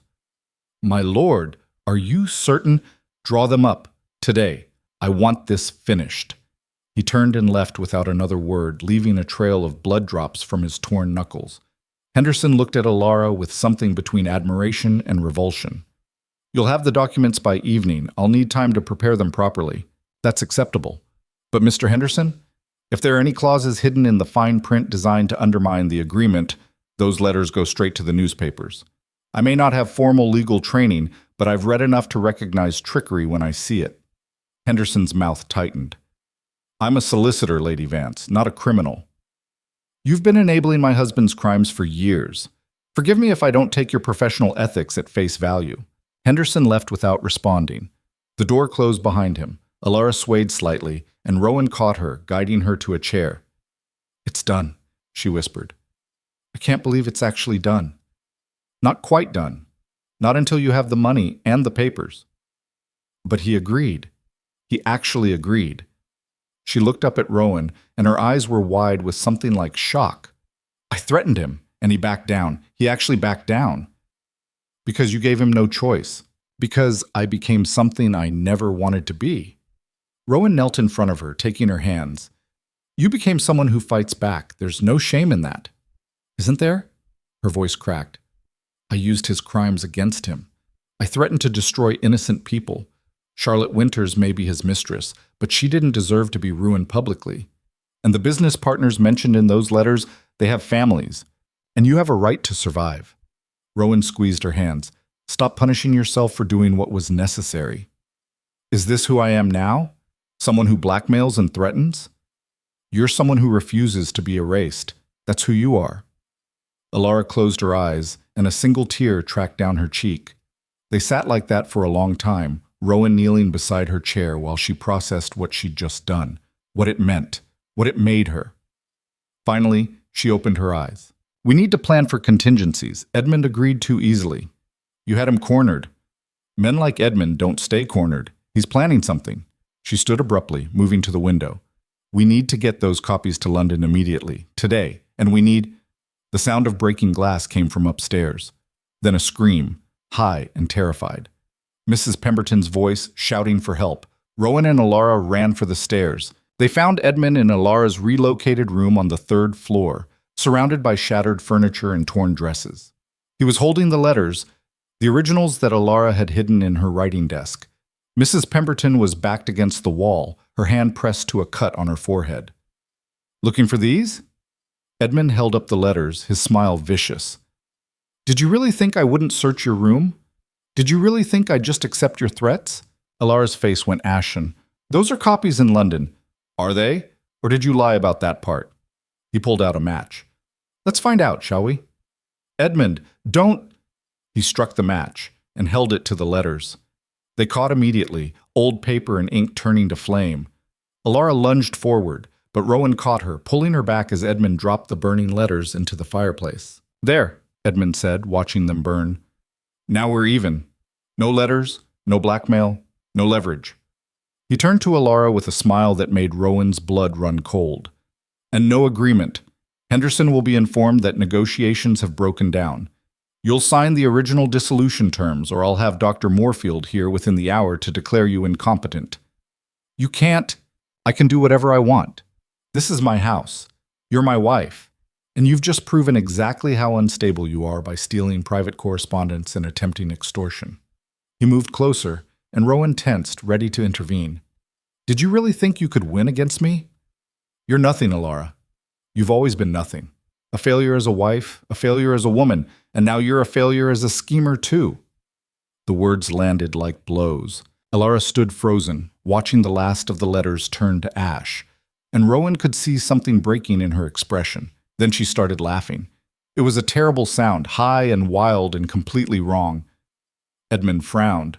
What's so funny? You, Alara gasped between laughs. You're so arrogant you can't even see it. See what? She reached into her pocket and pulled out a single folded paper. Those weren't the originals, Edmund. Those were copies. Very good copies, made this morning with Mrs. Pemberton's help. The originals are already in London. Her smile was sharp as a blade. Along with something else you didn't know I had. She unfolded the paper. It was a page from Rowan's ledger. Edmund's face went gray. That's right, Alara said softly. Your financial crimes, every illegal deal, every bribed official, every penny you've stolen, all documented, all proven, all waiting to be released to the authorities if anything happens to me. You wouldn't. The tenants will be protected. Mr. Hale has already made arrangements with several estate owners in the north. If this estate collapses, they've agreed to hire any displaced workers. She stepped closer. You're not the only one who can plan ahead, Edmund. You're just the only one arrogant enough to think you're the smartest person in the room. Edmund looked at Rowan. You gave her the ledger. I gave her the weapons she needed to fight back. You're both insane. You can't... Edmund's composure was cracking, his face flushing red. I'll have you both arrested. You'll do nothing. Alara's voice was ice. Because if you try, everything burns. The letters, the ledger, all of it goes public. Your reputation, your business, your future with Charlotte, gone. You'll be lucky if you're not facing criminal charges. The silence stretched. Mrs. Pemberton, still bleeding from her forehead, watched with wide eyes. Edmund stared at Alara like he'd never seen her before. "When did you become this?" he asked quietly. "When you pushed me past the point of caring what it costs to survive." She folded the paper back up. "Now, you're going to tell Henderson to proceed with the settlement documents exactly as discussed. £5,000, the cottage, the separation agreement, and you're going to do it today. And if I refuse, then I walk out of this house right now, and by sunset, every newspaper in London will have the full story of Lord Edmund Vance's criminal enterprise and his cruel treatment of his barren wife." Edmund's jaw worked. His hands clenched and unclenched. Then he turned and walked out of the room without a word. The moment he was gone, Alara's legs gave out. Rowan caught her before she hit the floor, lowering her gently while Mrs. Pemberton rushed over. "My lady, I'm all right. Alara pressed her hands over her face. "I can't believe that worked." "You were brilliant," Mrs. Pemberton said, already checking the cut on Alara's temple where a piece of thrown furniture must have grazed her. "Terrifying, but brilliant. The letters, the real ones, they're actually in London?" "Sent them with the Morning Post." Alara looked up at Rowan. "Along with the most damaging pages from your ledger. If he'd called my bluff about the copies being here—" "He didn't." Rowan helped her stand. "You beat him. For now." Alara's voice was shaking. "But he's not going to let this stand. He's planning something worse. I can feel it." She wasn't wrong, because Edmund Vance, standing in his study with Henderson and bleeding knuckles, was already writing a letter to the one person who could destroy both Alara and Rowan without any legal complications at all. His cousin, the magistrate, who owed Edmund several very large favors, and who had the power to issue arrest warrants without much in the way of oversight. By evening, the documents were signed and the money transferred. By midnight, 2 constables were riding toward Iron Ridge with orders to arrest Rowan Hale for theft of estate property and Alara Vance for conspiracy to commit fraud. And neither of them knew they had less than 8 hours of freedom left. The knock came at 4 in the morning. Rowan jerked awake on the library sofa, his hand automatically reaching for the ledger he'd tucked under the cushion. The knock came again, urgent, controlled, definitely not a servant's tentative tap.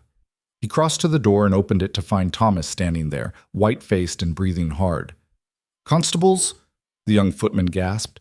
"2 of them, riding up the main road. I saw them from the gatehouse." Rowan's blood went cold. "How long?" 10 minutes. Maybe less." "Wake Lady Vance. Meet me at the servants' entrance in 5 minutes. And Thomas, don't let anyone else see you." The boy nodded and disappeared. Rowan grabbed the ledger, shoved it inside his shirt, and took the back stairs 3 at a time. His mind was already racing through possibilities. Edmund had moved faster than expected. Of course he had. The man didn't accept defeat. He just changed tactics. Alara met him at the servants' entrance wearing a traveling cloak over her nightgown, her hair in a hasty braid. Mrs. Pemberton was with her, carrying a small bag. "Constables," Alara said. It wasn't a question. Thomas spotted them. "We have minutes at most." "They'll be looking for you, for both of us." She pressed something into his hand, a folded document with an official seal. The separation agreement. Henderson delivered it at midnight with the bank draft. It's legal and binding. "That won't matter if we're arrested." "It will matter later." Her eyes were fierce. "Keep it safe." Mrs. Pemberton thrust the bag at Rowan. "Money. Not much, but enough for a few days. Clothes for both of you. And these?" She pulled out 2 items wrapped in cloth. "Traveling papers. Forged, but good quality. Your Mr. and Mrs. Robert Fletcher, merchants from York." Rowan stared at her. "When did you—" "I've been preparing for this possibility since yesterday morning. Did you think I'd let you walk into a trap unprepared?" The housekeeper's voice was gruff. "Now go. There's a cart waiting at the north gate. James the gardener will drive you to the coaching station in Ashford. From there, you catch the morning mail coach to London." "You could lose your position for this," Alara said quietly. "I've worked for monsters before, my lady. At least this time I'm helping the right people escape." Mrs. Pemberton gripped Alara's hands. "You were a good mistress, better than this house deserved. Now stop wasting time and run." The sound of horses on gravel echoed through the pre-dawn stillness. They ran. The north gate was barely a gate at all. more of a gap in the hedge that the gardeners used to move equipment between the formal gardens and the kitchen plots. James was waiting with a rickety cart that looked like it might fall apart if you looked at it wrong, but the horse in the traces was solid. "In the back," James whispered, "under the tarps. They're looking for a man and woman, not a load of produce." Rowan helped Alara into the cart bed, then climbed in after her. They burrowed under canvas that smelled like earth and turnips while James arranged baskets of vegetables around them. "Stay quiet. Don't move. We've got 2 miles to the main road." The cart lurched forward. Pressed against Alara in the darkness under the tarps, Rowan could feel her heart hammering against his chest. His own wasn't much steadier. "This is insane," she breathed against his shoulder. "You have a better idea?" "About 50 better ideas. Unfortunately, they all require time we don't have." The cart hit a rut, and they both bit back gasps as they were thrown against the sideboards. Above them, James started whistling, probably to cover any sounds they might make. The 2 miles felt like 20. Every time the cart slowed, Rowan tensed, certain they'd been stopped. Every time he heard voices, he was convinced the constables had caught up. But James kept the horse moving at a steady pace, and eventually the jolting smoothed out as they reached the better-maintained main road. "Almost there," James called softly. "Coach station's just ahead." 5 minutes later, the cart stopped. "Clear," James said, lifting the tarp. "But move fast. Coach leaves in 10 minutes. They climbed out, stiff and covered in dirt. Alara's cloak was smeared with something that might have been mud or might have been worse. Rowan's coat had a tear from a protruding nail. They looked exactly like what they were, fugitives running for their lives. James handed Rowan the bag Mrs. Pemberton had packed. "There's bread and cheese in the bottom. And this," he pulled out a sealed letter. "From Lady Vance's solicitors in London. Mrs. Pemberton said you'd know what it means." Alara took the letter with shaking hands. "Tell her thank you. Tell her—" "I'll tell her you got away safe. That's all she needs to know."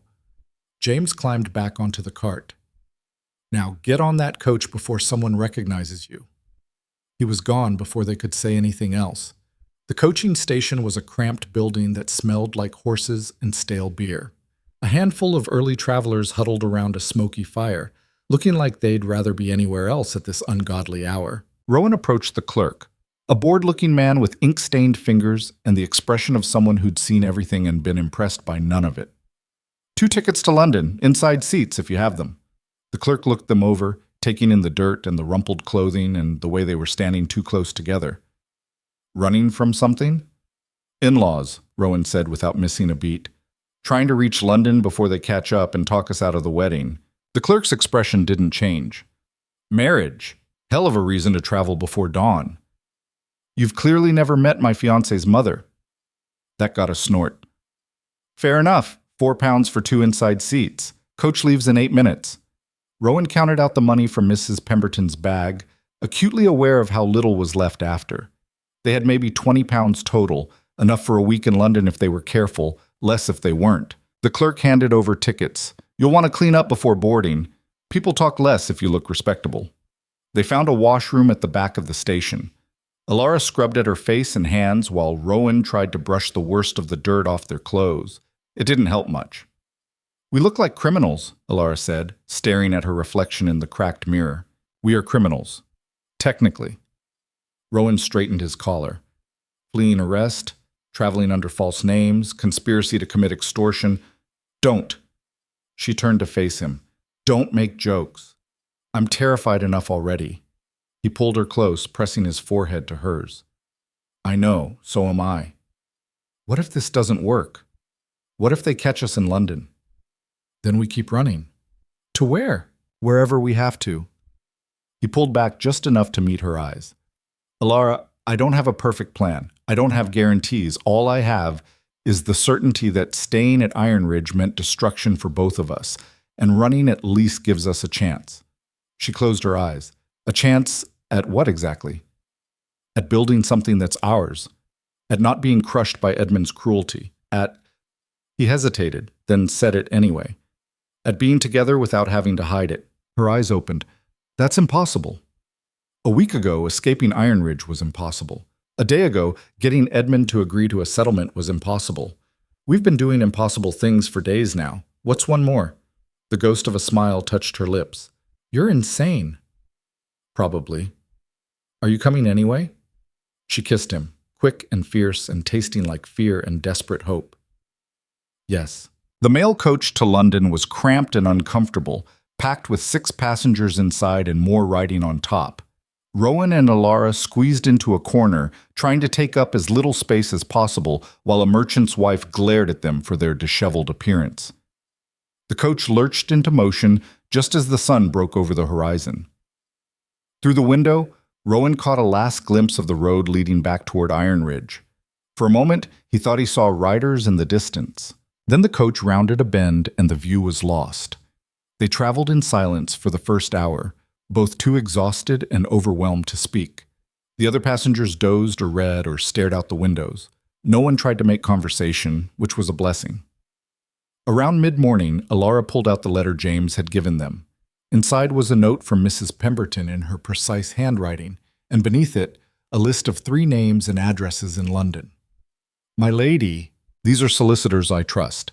Show them the separation agreement and the evidence you've collected. They will help you formalize your position and provide legal protection against Lord Vance's inevitable retaliation.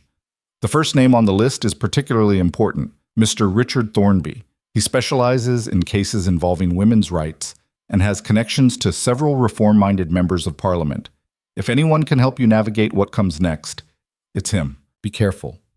Be smart. And don't come back. P. Alara read it twice, then carefully folded it away. She's been planning this longer than we have. She's been watching Edmund destroy people for 20 years. Probably wanted someone to finally fight back. Or she just got tired of cleaning up his messes. Alara leaned her head against Rowan's shoulder. Do you think he'll come after us? Really come after us? Yes. No hesitation, no false comfort. You asked for honesty. Rowan wrapped an arm around her. Edmund doesn't forgive. He doesn't forget. And he definitely doesn't accept defeat gracefully. He'll use every resource he has to try and discredit us, maybe have us arrested, possibly worse. So what do? We get to London. We find Thornby. We build a legal case that's so airtight Edmund can't touch us without destroying himself in the process. He paused. And we hope we're faster than he is. The coach stopped at a posting inn around noon for a change of horses and a meal. Rowan and Alara stayed in the coach while the other passengers filed out, not wanting to risk being recognized or remembered. But the merchant's wife, who'd been glaring at them earlier, paused at the door. You're running from him, aren't you? She said quietly. Alara went very still. I'm sorry. Your husband, the one you're fleeing. The woman's eyes held something between sympathy and judgment. I've seen that look before. On my sister's face, before she left her first marriage. I don't know what you... Save it. The woman glanced at the coaching station, then back at them. I'm not going to report you, but you should know there are constables asking questions at some of the stations.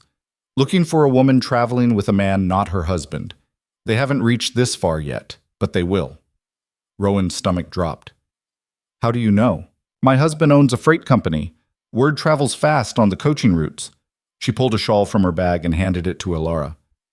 Cover your hair. You're too distinctive with it down. And you... She looked at Rowan. If anyone asks, you're her brother escorting her to your mother's sickbed. That's respectable enough not to raise questions. Why are you helping us? Alara asked. The woman's expression softened. Because my sister died 3 years after leaving her husband. Pneumonia, the doctor said. But I think it was really just exhaustion from constantly looking over her shoulder, waiting for him to find her. She straightened. Don't let that be you. Get somewhere safe, and don't trust anyone who works for the coaching companies. Half of them take money from rich men looking for runaways. Then she was gone. Alara wrapped the shawl around her hair with shaking hands. Edmund's already mobilized people. He must have sent riders out last night, right after signing the settlement. Which means he never intended to honor it. The signatures were just to keep us complacent while he arranged our arrest. Rowan leaned forward, thinking hard. We can't stay on the main coaching routes. They'll have every station between here and London watching for us. Then how do we get there? We change our route, get off at the next stop and find alternative transportation. Freight wagons, farm carts, anything that doesn't go through official stations. That'll take days longer. It'll also keep us out of custody, which seems more important right now. Alara nodded slowly. The letter from the solicitors, the one Mrs. Pemberton sent. We can use that as proof we have legal representation if we're questioned. It might buy us time. Only if the constables are inclined to care about legal niceties. Some are. Some aren't. The coach lurched back into motion. Through the window, Rowan saw the merchant's wife talking to her husband, gesturing back toward the coach. The man looked their direction, nodded once, then helped his wife aboard. They rode for another hour before reaching the next posting station. This one was smaller, more rural, the kind of place where news traveled slower and people minded their own business. Rowan and Alara disembarked with their single bag and watched the coach pull away, taking the other passengers toward London and leaving them stranded in a village that looked like it had maybe 200 residents and one very suspicious innkeeper. Now what? Alara asked. Now we find someone who needs cargo transported to London and convince them to take 2 extra passengers. It took 3 hours and most of their remaining money, but eventually they found a farmer willing to let them ride in his wagon alongside crates of apples headed for the London markets.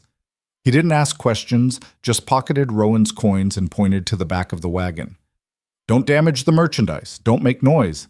And if anyone asks, you're my cousin's children visiting from Sussex. Your cousin's children, Alara repeated as they settled between the apple crates. I'm 27 years old.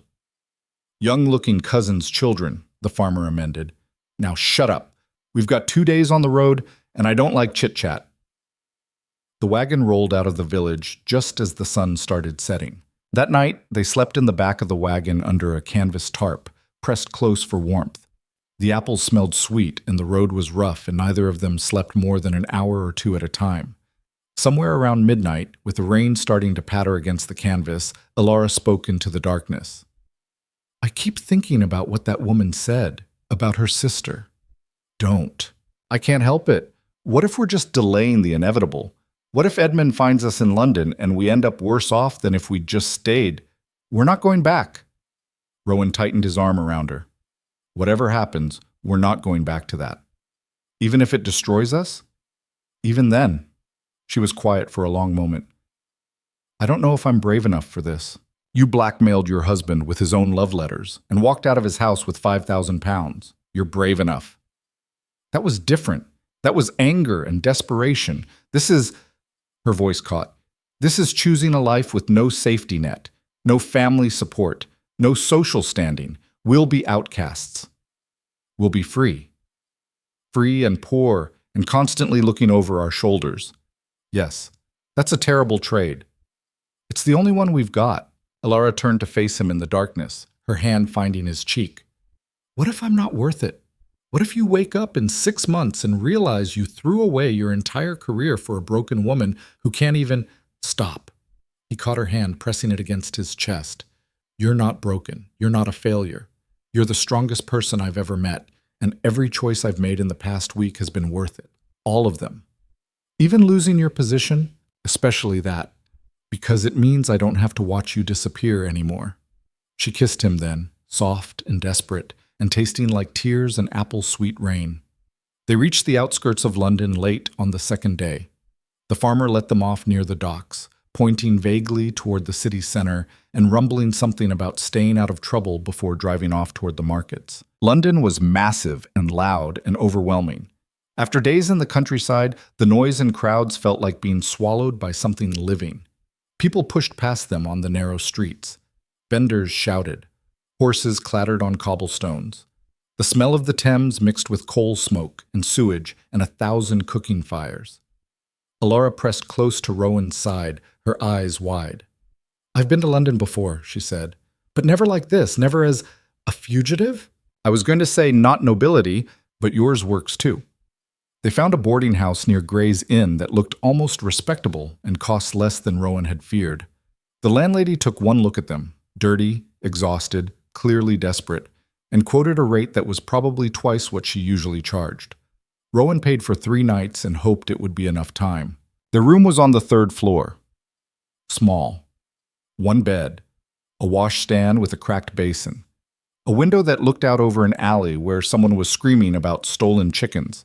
Alara sat down on the bed and started laughing. This is where we've ended up.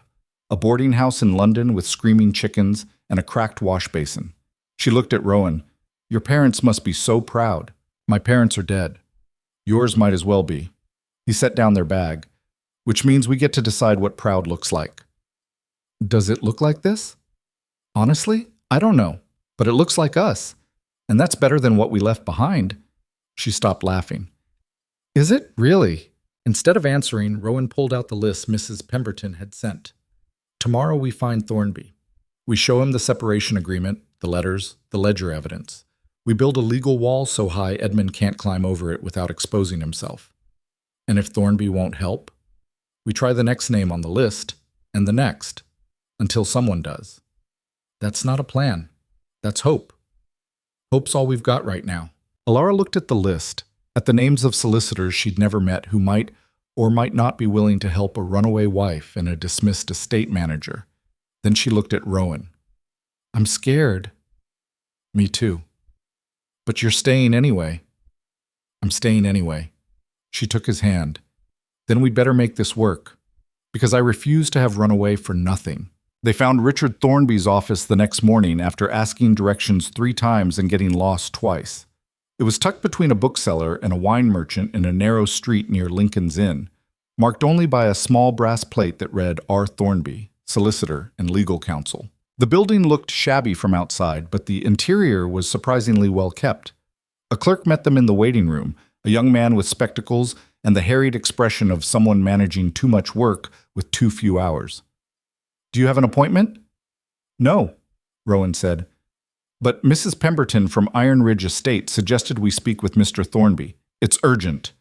The clerk's eyebrows rose at the mention of Iron Ridge. Wait here. He disappeared into the back office. Alara gripped Rowan's arm. What if he's heard about the arrest warrants? What if he refuses to see us? Then we try the next solicitor. What if they're all... The clerk reappeared. Mr. Thornby will see you, but he's got a client meeting in 20 minutes, so be brief. Richard Thornby was younger than Rowan expected, maybe 40, with sharp eyes and ink stains on his cuffs. He looked them over with the assessing gaze of someone who spent his life evaluating whether people were telling the truth. Pemberton sent you, he said without preamble. That's recommendation enough for me to listen. You've got 15 minutes. Talk fast. Alara pulled out the separation agreement. I'm Alara Vance. This is Rowan Hale. 3 days ago, I blackmailed my husband into agreeing to this settlement using evidence of his adultery and financial crimes. Yesterday, he attempted to have us both arrested on fabricated charges rather than honor the agreement. We need help. Thornby took the document, scanning it quickly. His expression didn't change, but his eyes sharpened. This is legally binding. Henderson's seal, proper witnesses, bank transfer confirmed. Your husband signed this. And then immediately tried to have us arrested so he wouldn't have to honor it, Rowan said. Smart man, ruthless, but smart. Thornby set down the agreement. What evidence do you have besides this? Alara produced the copies of Edmund's letters to Charlotte Winters. Rowan added pages from the financial ledger showing the most damning transactions. Thornby read through everything in silence. When he looked up, his expression was grim. This is enough to destroy Lord Vance, completely. His reputation, his business relationships, possibly his freedom if the Crown Prosecutor decides to pursue the financial crimes. He tapped the letters. These alone would make him a social pariah. Combined with the financial evidence, he shook his head. He'd be ruined. That's why he's trying to have us arrested, Alara said. If we're in custody, he can claim we forged the evidence, or that we're conspirators, or he simply makes you disappear before you can use any of this publicly. Thornby leaned back in his chair. You understand what you're asking me to do? If I take this case, I make an enemy of one of the wealthiest landowners in 3 counties, a man with political connections and no scruples about using them. We understand, Rowan said. Do you? Because I've taken cases like this before. Defended women against powerful husbands. About half the time I win. The other half, he gestured vaguely. The other half, the women end up in asylums or dead, and I end up blacklisted from half the courts in England. Alara met his eyes. Then why do you keep taking these cases? Thornby smiled, sharp and humorless. Because someone has to. And because men like Lord Vance deserve to lose occasionally. He pulled paper toward him and uncapped his ink. Here's what we're going to do. First, I'm filing an injunction preventing him from pursuing the arrest warrants without a proper hearing. That'll buy us time. Second, I'm registering the separation agreement with the courts, making it public record. Once it's public, he can't claim it was forged without committing perjury. He'll fight both those things, Rowan said. Of course he will. But he'll have to do it publicly, in court, where his own solicitor will have to defend why a legally binding agreement signed 3 days ago is suddenly invalid. Thornby started writing. Third, I'm preparing a countersuit for intentional infliction of emotional distress based on the documented pattern of cruelty toward Lady Vance. The medical records, the public humiliation, the isolation, it's all actionable. Ilara's breath caught. A countersuit against Edmund. You wanted to fight back. This is how we fight. Thornby looked up. But I need you to understand something. This will get ugly. Lord Vance will retaliate. He'll dig into your past, spread rumors, try to paint you as adulterers and thieves. The newspapers will have a field day. You'll be scrutinized, criticized, possibly threatened. Are you prepared for that? Rowan looked at Ilara. She looked back at him. Yes, they said together. Good. Thornby went back to writing. I'll need your statements, full documentation of everything that happened at Iron Ridge, and witnesses willing to testify. Can you provide that? Mrs. Pemberton will testify, Ilara said. She's been documenting Edmund's behavior for years, and there are servants, people who saw what he did, how he treated me. Will they actually testify against their employer? Some of them will, if they're protected. I can arrange protection. Thornby finished writing and signed the document with a flourish. This is your retainer agreement. My fees are £10 up front, then 5% of any settlement or judgment we win. If you can't pay, I'll take the case pro bono, but you'll owe me a favor at some point. Your choice. Ilara pulled out the remains of their money. Will £15 cover the retainer and your first week's work? It'll cover 2 weeks if we're careful. Thornby took the money. Now, where are you staying? Boarding house near Gray's Inn. Too exposed. Lord Vance has people in London. They'll find you within days. He pulled out a card and scribbled an address. Go here. It's a residence for women in difficult circumstances. Run by a friend of mine, Mrs. Adelaide Foster. She's used to housing people who need to stay hidden. Tell her I sent you. Both of us? Rowan asked. I'm not exactly... Mrs. Foster also runs a men's lodging 2 streets over. You'll be close enough to coordinate, but separate enough not to raise eyebrows. Thornby stood. Go there today. Don't go back to the boarding house except to collect your things. And don't use your real names with anyone except me and Mrs. Foster. They left the office in a daze. On the street, Ilara turned to Rowan. He's actually going to help us. He's actually going to fight Edmund in court. You sound surprised. I am surprised. I've spent 5 years learning that no one helps without expecting something in return. And Thornby just... She shook her head. He just decided we were worth the risk. Maybe we are. She laughed, short and disbelieving. 2 weeks ago, I was a nobleman's wife living in a grand estate. Now I'm a fugitive hiding in London under a false name. This is insane. You keep saying that. Because it keeps being true. But she was smiling, actually smiling. Come on, let's find Mrs. Foster before Edmund's people find us.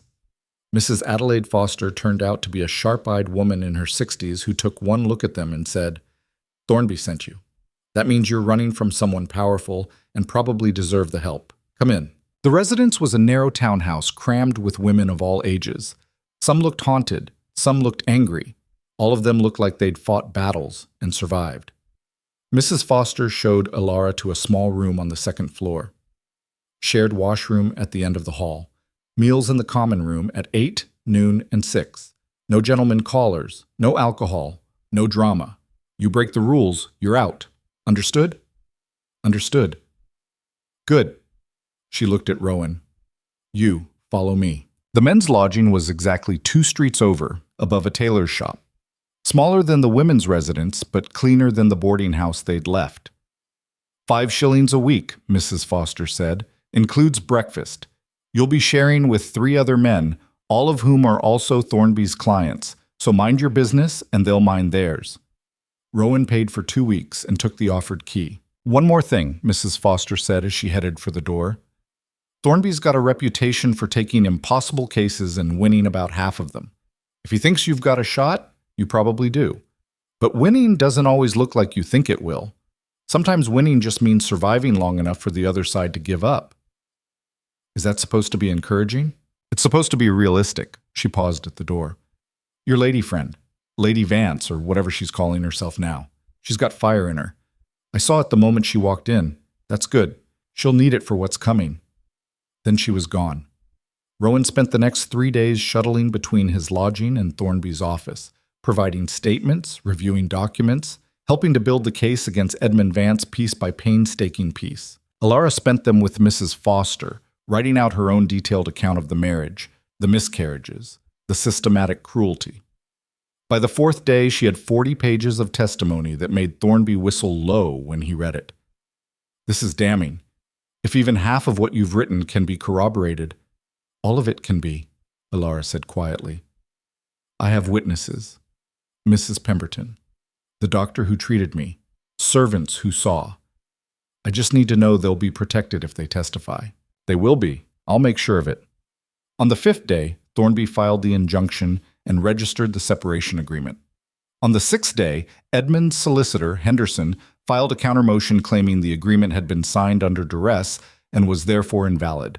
On the 7th day, Thornby filed the countersuit for emotional distress, complete with Alara's testimony and supporting evidence from Mrs. Pemberton. And on the 8th day, the newspapers got hold of the story. The morning edition of the London Times ran the headline, Lord Vance faces allegations of cruelty. Wife files unprecedented countersuit. By noon, every paper in London had picked it up. By evening, Edmund Vance's name was being discussed in gentlemen's clubs and ladies' parlors across the city, and not in the way he would have wanted. Rowan found Alara in the common room at Mrs. Foster's residence, surrounded by other women reading the newspapers aloud. Someone had brought gin despite the no-alcohol rule. Someone else was laughing so hard she was crying. Alara looked up when he entered, and her face was a mix of triumph and terror.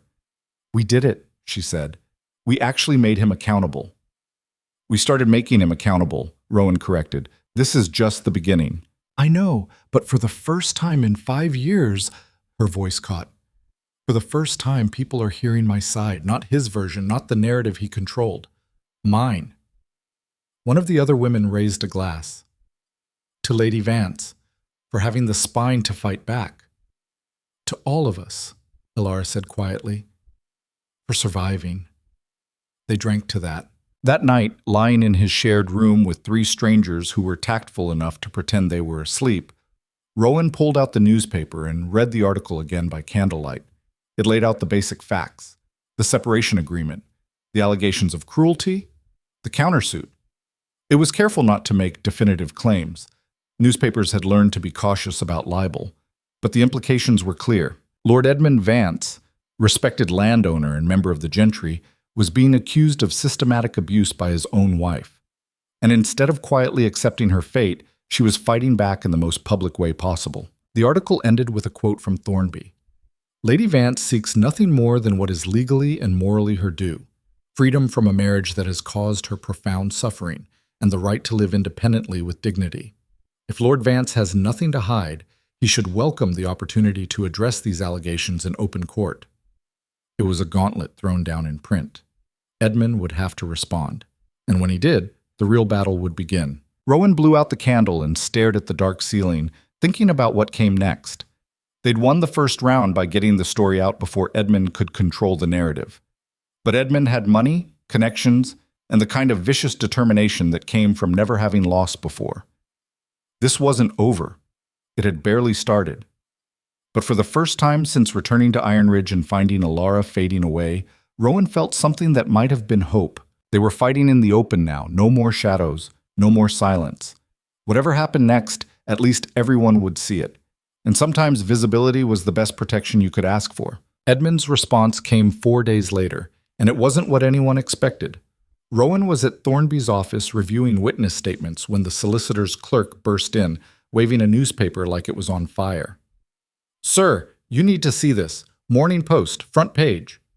Thornby grabbed the paper and his face went pale. What is it? Rowan asked. Thornby passed him the newspaper without speaking. The headline screamed, Lord Vance announces engagement to Miss Charlotte Winters, claims wife's separation mutually desired. Rowan read the article twice, his hands tightening on the paper until it crumpled. Edmund had given an exclusive interview, presenting himself as a generous husband, freeing his unstable wife from the burdens of marriage she could no longer handle. He expressed sympathy for Alara's mental fragility, regret that their union hadn't produced children, and hoped that she would find peace in her new independent life. He positioned the separation as his gift to her, his final act of kindness to a woman who'd suffered enough. And he announced his upcoming marriage to Charlotte Winters with all the fanfare of a man who'd done nothing wrong. "He's rewriting the narrative," Rowan said, "making himself the victim of circumstances while looking magnanimous. Worse than that," Thornby pointed to a paragraph near the end. "He's donated £10,000 to a charity for women's mental health, in Alara's name, without her permission." The brilliance of it was sickening. Edmund looked compassionate. Alara looked like a mad woman being handled with kid gloves by her long-suffering husband. "This will destroy the countersuit," Rowan said. "People will think she's fabricating abuse to justify running off with—" He stopped. "With you?" Thornby finished. "Yes, that's exactly what he wants them to think, that Lady Vance is an unstable woman who abandoned her husband for the estate manager, and now she's lashing out with false accusations to justify her behavior. But we have evidence that the letters, the ledger, Mrs. Pemberton's testimony, which he'll claim were forged or obtained through coercion.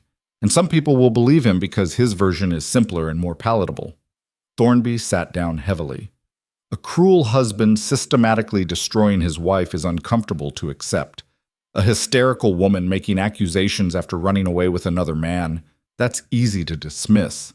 Rowan felt the walls closing in. They'd been so focused on building their case, they hadn't prepared for Edmund to simply lie better than they could tell the truth. "We need to tell Alara," he said.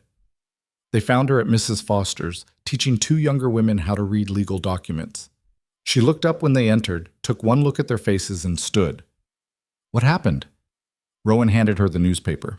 She read it in silence, her expression getting colder with every line.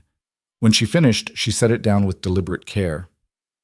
"He's calling me mentally fragile, saying the separation was his idea, making himself look like a saint." Her voice was absolutely level.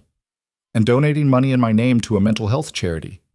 It's strategic," Thornby said. "He's controlling the narrative before we can—" "I know what it is." Alara looked at both of them. "He's doing what he always does, turning my suffering into his triumph, making my escape look like his generosity." She picked up the paper again. "When does this interview say the engagement is being formally announced?" "Tomorrow night, at a ball hosted by the Duke of Pemberton." "That's not a coincidence. The Duke is one of Edmund's major business partners." Alara's jaw set. "He's making sure all his allies witness him playing the devoted fiancée while painting me as the unstable ex-wife." "We could issue a statement," Thornby offered, "refute his claims directly." "Which will look defensive and desperate." Alara started pacing. "No, if we respond in the newspapers, we're playing his game. We need to change the rules entirely." "What are you thinking?" Rowan asked. She stopped pacing and looked at him. "I'm thinking it's time Edmund and I had a conversation. In public. In front of witnesses he can't control." "Absolutely not," Thornby said immediately. "If you confront him directly, he'll twist it into proof you're unstable. Or worse, he'll have you arrested on those fabricated charges." "Not if I do it the right way." Alara turned to him. "You said we needed corroborating witnesses. People willing to testify to Edmund's cruelty. What if instead of bringing them to court, we bring them to him?" Rowan understood what she was suggesting. "You want to confront him at the ball, in front of all his allies and business partners, with everyone who saw what he did, Mrs. Pemberton, the servants, even Dr. Moorfield. I want him to explain in public why he stopped treating me." Her eyes were fierce. "Edmund's been protected by silence and closed doors his whole life. So we open the doors. Force him to answer questions he's never had to face."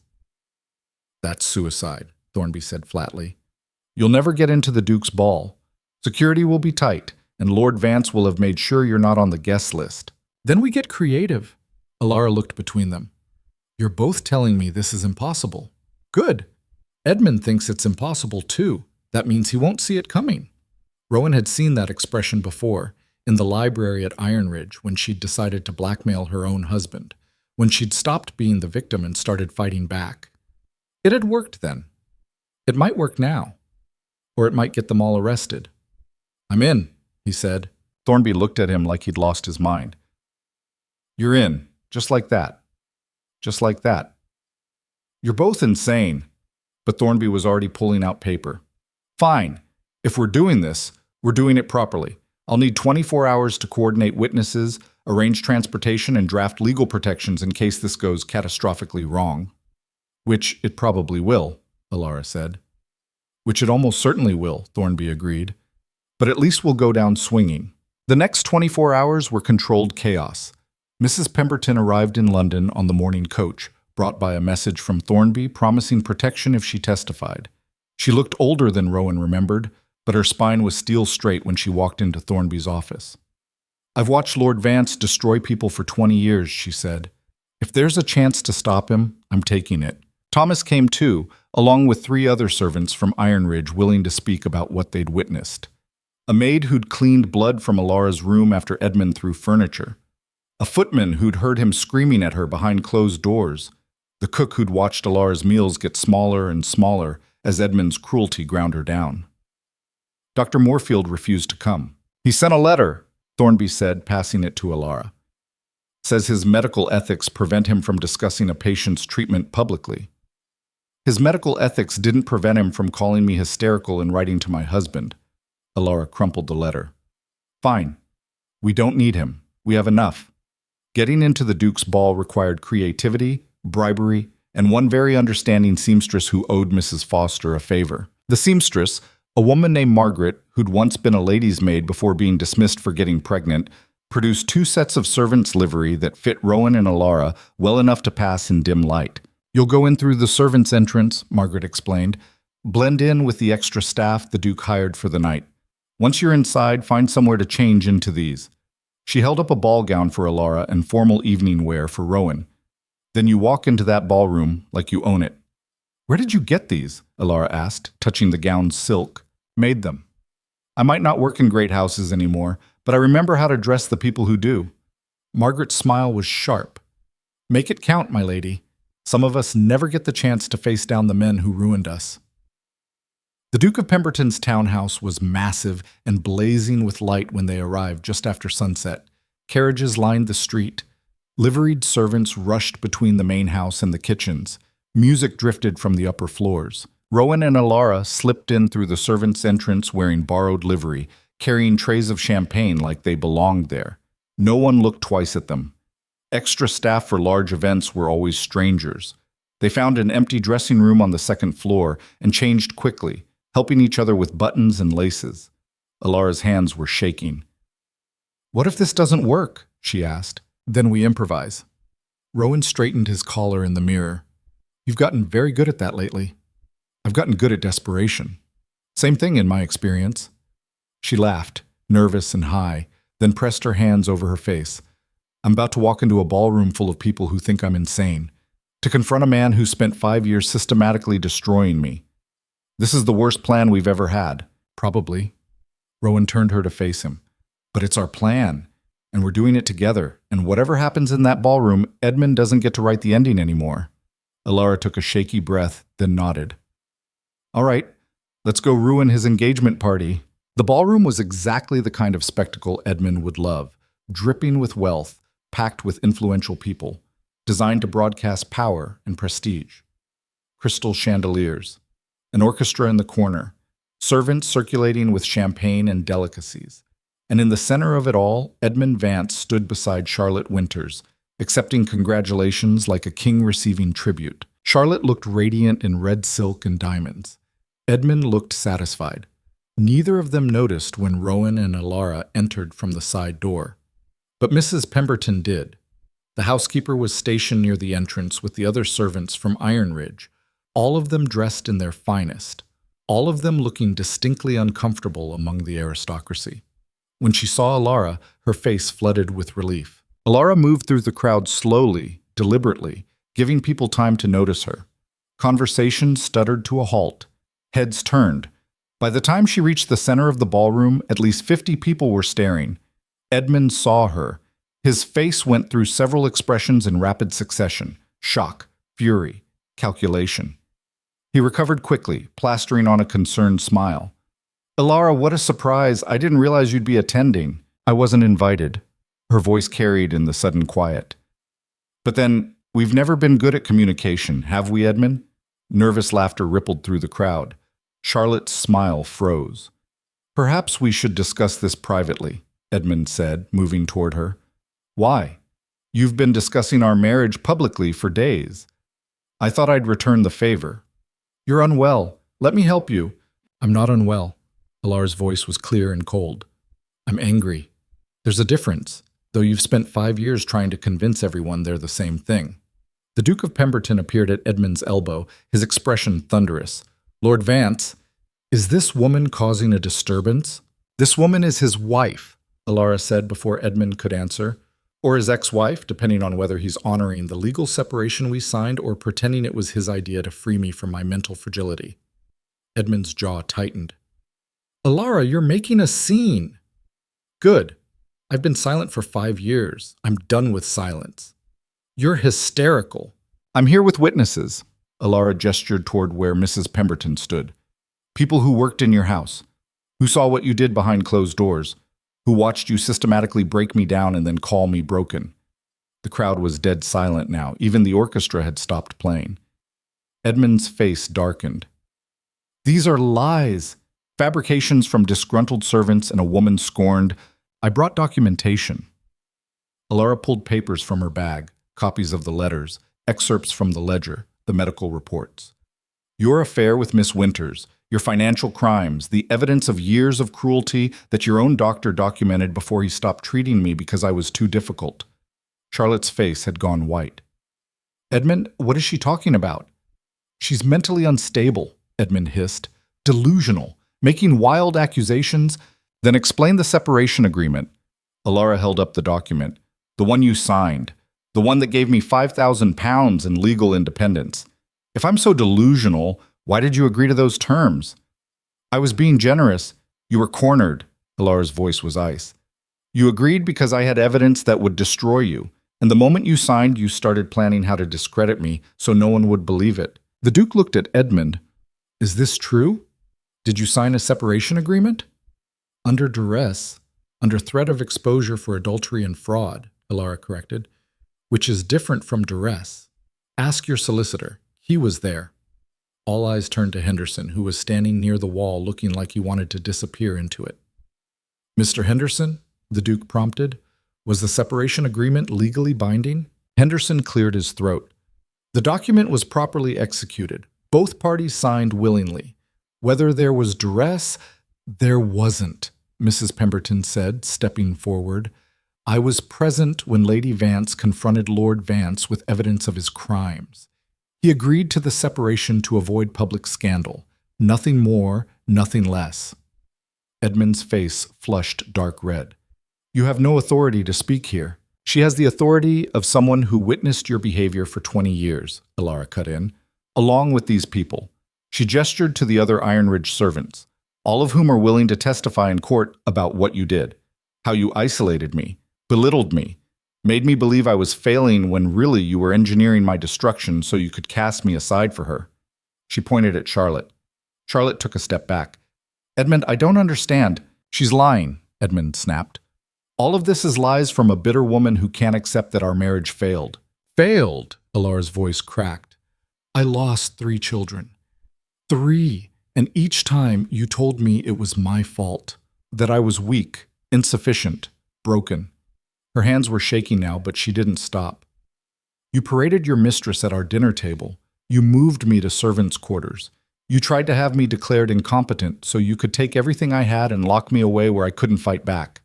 The crowd was breathing as one now, transfixed, and when I finally found the courage to gather evidence and demand a fair separation, you tried to have me arrested. You manipulated newspapers to make yourself look magnanimous and me look insane. You donated money in my name to a mental health charity to reinforce the narrative that I'm unstable. She moved closer to him. But I'm not unstable, Edmund. I'm just done pretending you didn't try to destroy me. Edmund grabbed her arm. You need to leave. Now.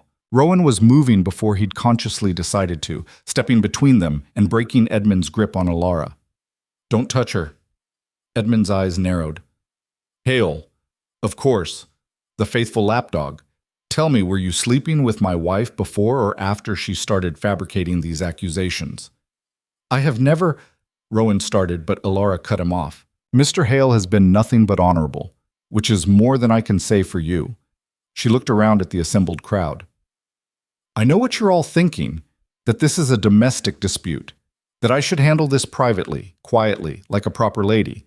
But the rules that tell women to suffer in silence are the same rules that let men like Edmund destroy lives without consequences. So I'm breaking them, all of them, and I'm asking you to witness what happens when someone finally holds him accountable. The Duke cleared his throat. Lady Vance, these are serious allegations, which is why I've filed a legal suit against Lord Vance for intentional infliction of emotional distress. The case goes before a magistrate next week. With or without your support, I'm making sure everyone hears what he did. She looked at Edmund. You wanted to write me out of existence, make me disappear quietly, but I'm still here, and I'm not going to be quiet ever again. Edmund's face was twisted with rage. You've humiliated me, destroyed my reputation. I've told the truth. If that destroys your reputation, what does that say about who you are? The silence that followed was profound. Then someone started clapping. It was one of the servants, a young maid Rowan didn't recognize. Then another joined her. Then Mrs. Pemberton. Then one of the guests, a woman in her 50s with tears streaming down her face. Within moments, half the ballroom was applauding. Edmund looked around in disbelief. You're applauding her? She just accused me of things that ring uncomfortably true, the Duke said quietly. I've known you for 15 years, Vance, and I've watched how you treat people when you think no one important is looking. He turned to Alara. Lady Vance, you have my support. Whatever you need for your legal case, you'll have it. Edmund's face went white. Your Grace, you can't. I can, and I am. The Duke looked at Charlotte. Miss Winters, I suggest you reconsider this engagement before you become another casualty. Charlotte was staring at Edmund like she'd never seen him before. You told me she was mad, that she'd abandoned you, that... Her voice broke. Were any of the things you said true? Charlotte, I can explain. Don't. She pulled off her engagement ring and dropped it at his feet. I may be many things, but I'm not stupid enough to marry a man who destroys the women who love him. She left. The crowd started to disperse, conversations rising as people processed what they'd witnessed. Some looked at Edmund with disgust, others with fascination, all of them with interest. Edmund stood in the center of the emptying ballroom, his perfect evening in ruins, staring at Alara with something between hatred and disbelief. You've destroyed everything, he said quietly. No. Alara's voice was steady. I've just stopped letting you destroy me. She turned and walked away. Rowan followed her out of the ballroom, through the corridors, down the stairs. They didn't stop until they were outside in the cool night air, away from the music and lights and the wreckage of Edmund's carefully constructed facade. Alara was shaking so hard she could barely stand. Rowan caught her, holding her while she gasped for air. I did it, she whispered. I actually did it. You were magnificent. I was terrified. You were both. He pulled back just enough to see her face. You stood in front of everyone who should have protected you and made them see what he did. That's not just brave. That's revolutionary. She laughed, broken and relieved and slightly hysterical. Revolutionary? I just wanted him to stop getting away with it. You did more than that. You made it impossible for anyone to ignore what he is. Mrs. Pemberton found them a few minutes later, surrounded by the other Iron Ridge servants. We should leave, the housekeeper said, before Lord Vance recovers enough to cause more trouble. They made their way back to Mrs. Foster's residence as a group, moving through London's late-night streets like refugees from a battlefield, which, in a way, they were. The legal case moved faster after that night. The newspapers couldn't get enough of the story. Lady Vance Confronts Husband at Engagement Ball ran in every major paper. Some painted her as a wronged woman finally speaking her truth. Others suggested she was unstable and vindictive. But all of them agreed it was the most dramatic social event of the season. Public opinion shifted like weather. Some of Edmund's business partners quietly severed ties. Others doubled down, claiming Alara had orchestrated a public humiliation to cover her own failings. But the court didn't care about public opinion. The magistrate hearing the case was a man named Whitmore, known for his strict adherence to legal precedent and complete disinterest in social politics. He read through all the evidence, the letters, the medical records, the servant testimony, the financial documentation, with the expression of someone reviewing dinner menus. The hearing was scheduled for 2 weeks after the ball. Alara spent those weeks preparing with Thornby, reviewing every detail, anticipating every question. She'd lost weight again, dark circles under her eyes from too many sleepless nights. The morning of the hearing, she looked at Rowan across the breakfast table at Mrs. Foster's and said, "What if we lose? Then we appeal, and we keep fighting until we win. And if we never win? Then at least you tried. At least you stood up and said no more. That counts for something." She didn't look convinced, but she nodded. The courtroom was packed. Spectators filled every available seat. Reporters crowded the back. The magistrate entered, and silence fell like a curtain. Thornby presented the case methodically, building fact upon fact. The separation agreement Edmund had signed, the evidence of adultery, the medical testimony about Alara's 3 miscarriages and subsequent mistreatment, Mrs. Pemberton's sworn statement detailing years of witnessed cruelty. Henderson defended Edmund with predictable arguments. Lady Vance was unstable. The separation was mutually agreed upon. Any cruelty was exaggerated by a bitter ex-wife seeking revenge. It took 3 days of testimony. On the afternoon of the 3rd day, Magistrate Whitmore called for final statements. Alara stood to give hers, and Rowan saw her hand shaking as she gripped the rail. "I was 17 when I married Lord Vance," she began. "I believed marriage meant partnership, protection, building a life together. Instead, I learned that for some men, marriage means ownership, that failure to produce an heir makes you disposable, that speaking up about mistreatment makes you hysterical." Her voice grew stronger as she spoke. "I've been called weak, insufficient, mentally fragile, and for years I believed it. Because when someone tells you you're broken long enough, you start to think it must be true. But I'm not broken. I was being systematically destroyed by someone who should have protected me." She looked directly at Edmund. "I don't expect everyone to understand what it takes to leave a marriage like that, to gather evidence knowing you might lose everything, to stand in front of people who should have helped you and beg them to see what you've survived. But I do expect accountability. I expect the law to recognize that cruelty is cruelty, regardless of whether it happens behind closed doors or in public. And I expect men like Lord Vance to finally face consequences for destroying the women they claim to love." She sat down. The courtroom was silent. Magistrate Whitmore didn't look up from his notes. "I'll have a decision tomorrow morning." That night was the longest of Rowan's life. He sat with Alara in Mrs. Foster's common room, neither of them able to sleep, just waiting for dawn and whatever came with it. "What will you do if we win?" he asked around midnight. "Leave London. Find somewhere quiet. Try to remember who I was before Edmund." She looked at him. "What will you do?" "Come with you, if you'll have me." "Rowan, you don't have to." "I know. I want to." He took her hand. "I want to build something with you, something that's ours, not defined by what we survived, but by what we choose to create." She leaned against his shoulder. "That sounds impossible." "Everything we've done for the past month was impossible." "Fair point." They sat like that until dawn broke over London. The courtroom was even more packed than before when they arrived. Magistrate Whitmore took his seat, shuffled papers, and cleared his throat. "I've reviewed all evidence and testimony presented in the case of Vance versus Vance. The following is my judgment."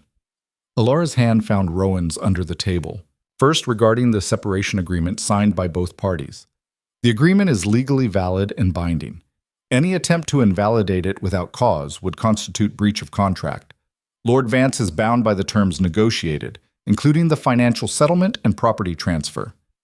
Edmund's face darkened. Second, regarding the allegations of cruelty and emotional distress. The evidence presented, including medical records, witness testimony, and documented patterns of behavior, demonstrates a sustained campaign of psychological abuse designed to undermine Lady Vance's mental and physical well-being. The courtroom was holding its breath. Such behavior is actionable under current legal precedent. Therefore, I find in favor of Lady Vance. Lord Vance is ordered to pay an additional £3,000 in damages, with all legal fees to be covered by the defendant. The courtroom erupted. Alara's hand tightened on Rowan so hard it hurt. Furthermore, Whitmore continued over the noise, I am recommending this case be reviewed by the Crown Prosecutor regarding potential financial crimes evidenced in the submitted ledgers. Lord Vance should expect further legal inquiry. Edmund stood abruptly. This is an outrage. This is justice, Lord Vance. Perhaps you should familiarize yourself with the concept. Whitmore banged his gavel. Court dismissed. They left the courtroom in a daze. Outside, reporters swarmed, shouting questions. Thornby ran interference while Mrs. Foster's husband, a man Rowan had never seen before but who appeared specifically to help, cleared a path to a waiting carriage. They rode back to the residence in silence, too overwhelmed to speak. It wasn't until they were safely inside that Alara started crying. Not delicate tears, full body-shaking sobs that came from somewhere deep and wounded and finally allowed to release. Rowan held her while she cried 5 years' worth of grief and rage and relief. We won, she gasped between sobs. We actually won. You won, he corrected. You stood up and made them see you. We won, she insisted. I couldn't have done any of it without you. Mrs. Foster brought tea laced with something stronger. Mrs. Pemberton appeared with news that the other Iron Ridge servants had found new positions, protected by letters of reference from the Duke of Pemberton himself. The women of the residence threw an impromptu celebration that involved gin, terrible singing, and a lot of laughter. And somewhere in the chaos of that evening, Rowan realized they'd done something more than just win a legal case. They'd proven that silence could be broken, that power could be challenged, that women who were supposed to disappear quietly could instead stand up and demand to be heard. It wasn't a perfect ending. Nothing about their situation was perfect. Alara still had nightmares. Rowan still struggled to find steady work. Few estates wanted to hire a manager who'd turned against his employer, even a cruel one. Money was tight. The future was uncertain. But they were free. 3 months after the trial, they stood in front of a small cottage in Millbrook, the property Alara had inherited from her father and reclaimed in the settlement. It needed work. The roof leaked. The garden had gone wild. The whole place smelled like damp and neglect. It was perfect. This is really ours, Alara said, holding the key. Really yours, Rowan corrected. Your name on the deed, your property. Ours, she insisted. She looked at him. We should probably discuss that, actually. What we are. What we're doing. We're building a life. Together? If you'll have me. She smiled. The first completely genuine smile he'd seen since returning to Iron Ridge all those months ago. I think I will, but on equal terms. No more master and servant, no more lord and lady, just us. Us, she agreed. They unlocked the door together. The cottage was small and shabby and needed months of work to be truly livable. But standing in the front room with sunlight streaming through cracked windows, Rowan felt something he hadn't felt in years. Hope, not the desperate, clinging hope of survival. The quiet, steady hope of people who'd fought for the right to choose their own future. Alara set down her bag and looked around. Where do we start? Wherever we want. That's the point, she laughed. Very helpful. I'm better at following instructions than giving them. Then I instruct you to help me fix that window before we lose all our heat tonight. Yes, ma'am. Don't call me that. Yes, Alara. Better. They worked through the afternoon, cleaning and repairing and arguing amiably about whether the kitchen table should go under the window or near the fireplace. Neither of them had any idea what they were doing. Both of them were filthy and exhausted by sunset. It was the best day Rowan had experienced in months. That night, they sat on the front step sharing bread and cheese, watching the sunset over the Millbrook countryside. Do you regret it? Alara asked suddenly. Throwing away your career for this? Never. You don't have to say that just because... I'm not. Rowan turned to face her. I spent 3 years managing an estate where I watched good people suffer because one cruel man had all the power. I thought my job was to minimize the damage, to keep things running, to be useful. He took her hand. But you taught me that sometimes the most important thing you can do is refuse to participate in someone else's cruelty. even when it cost you everything. Ilara's eyes were bright with tears. That's a very generous interpretation of me having a breakdown and blackmailing my husband. That's an accurate description of you refusing to be erased. They sat in comfortable silence as the sky turned gold, then pink, then purple. I got a letter from Thomas yesterday, Ilara said eventually. He's working at an estate in Yorkshire now. Says the family is kind, the work is fair, and he's saving money to attend university. That's good. He also said half the servants from Ironridge found new positions, better ones, because after our case went public, other estates started examining how their staff were treated.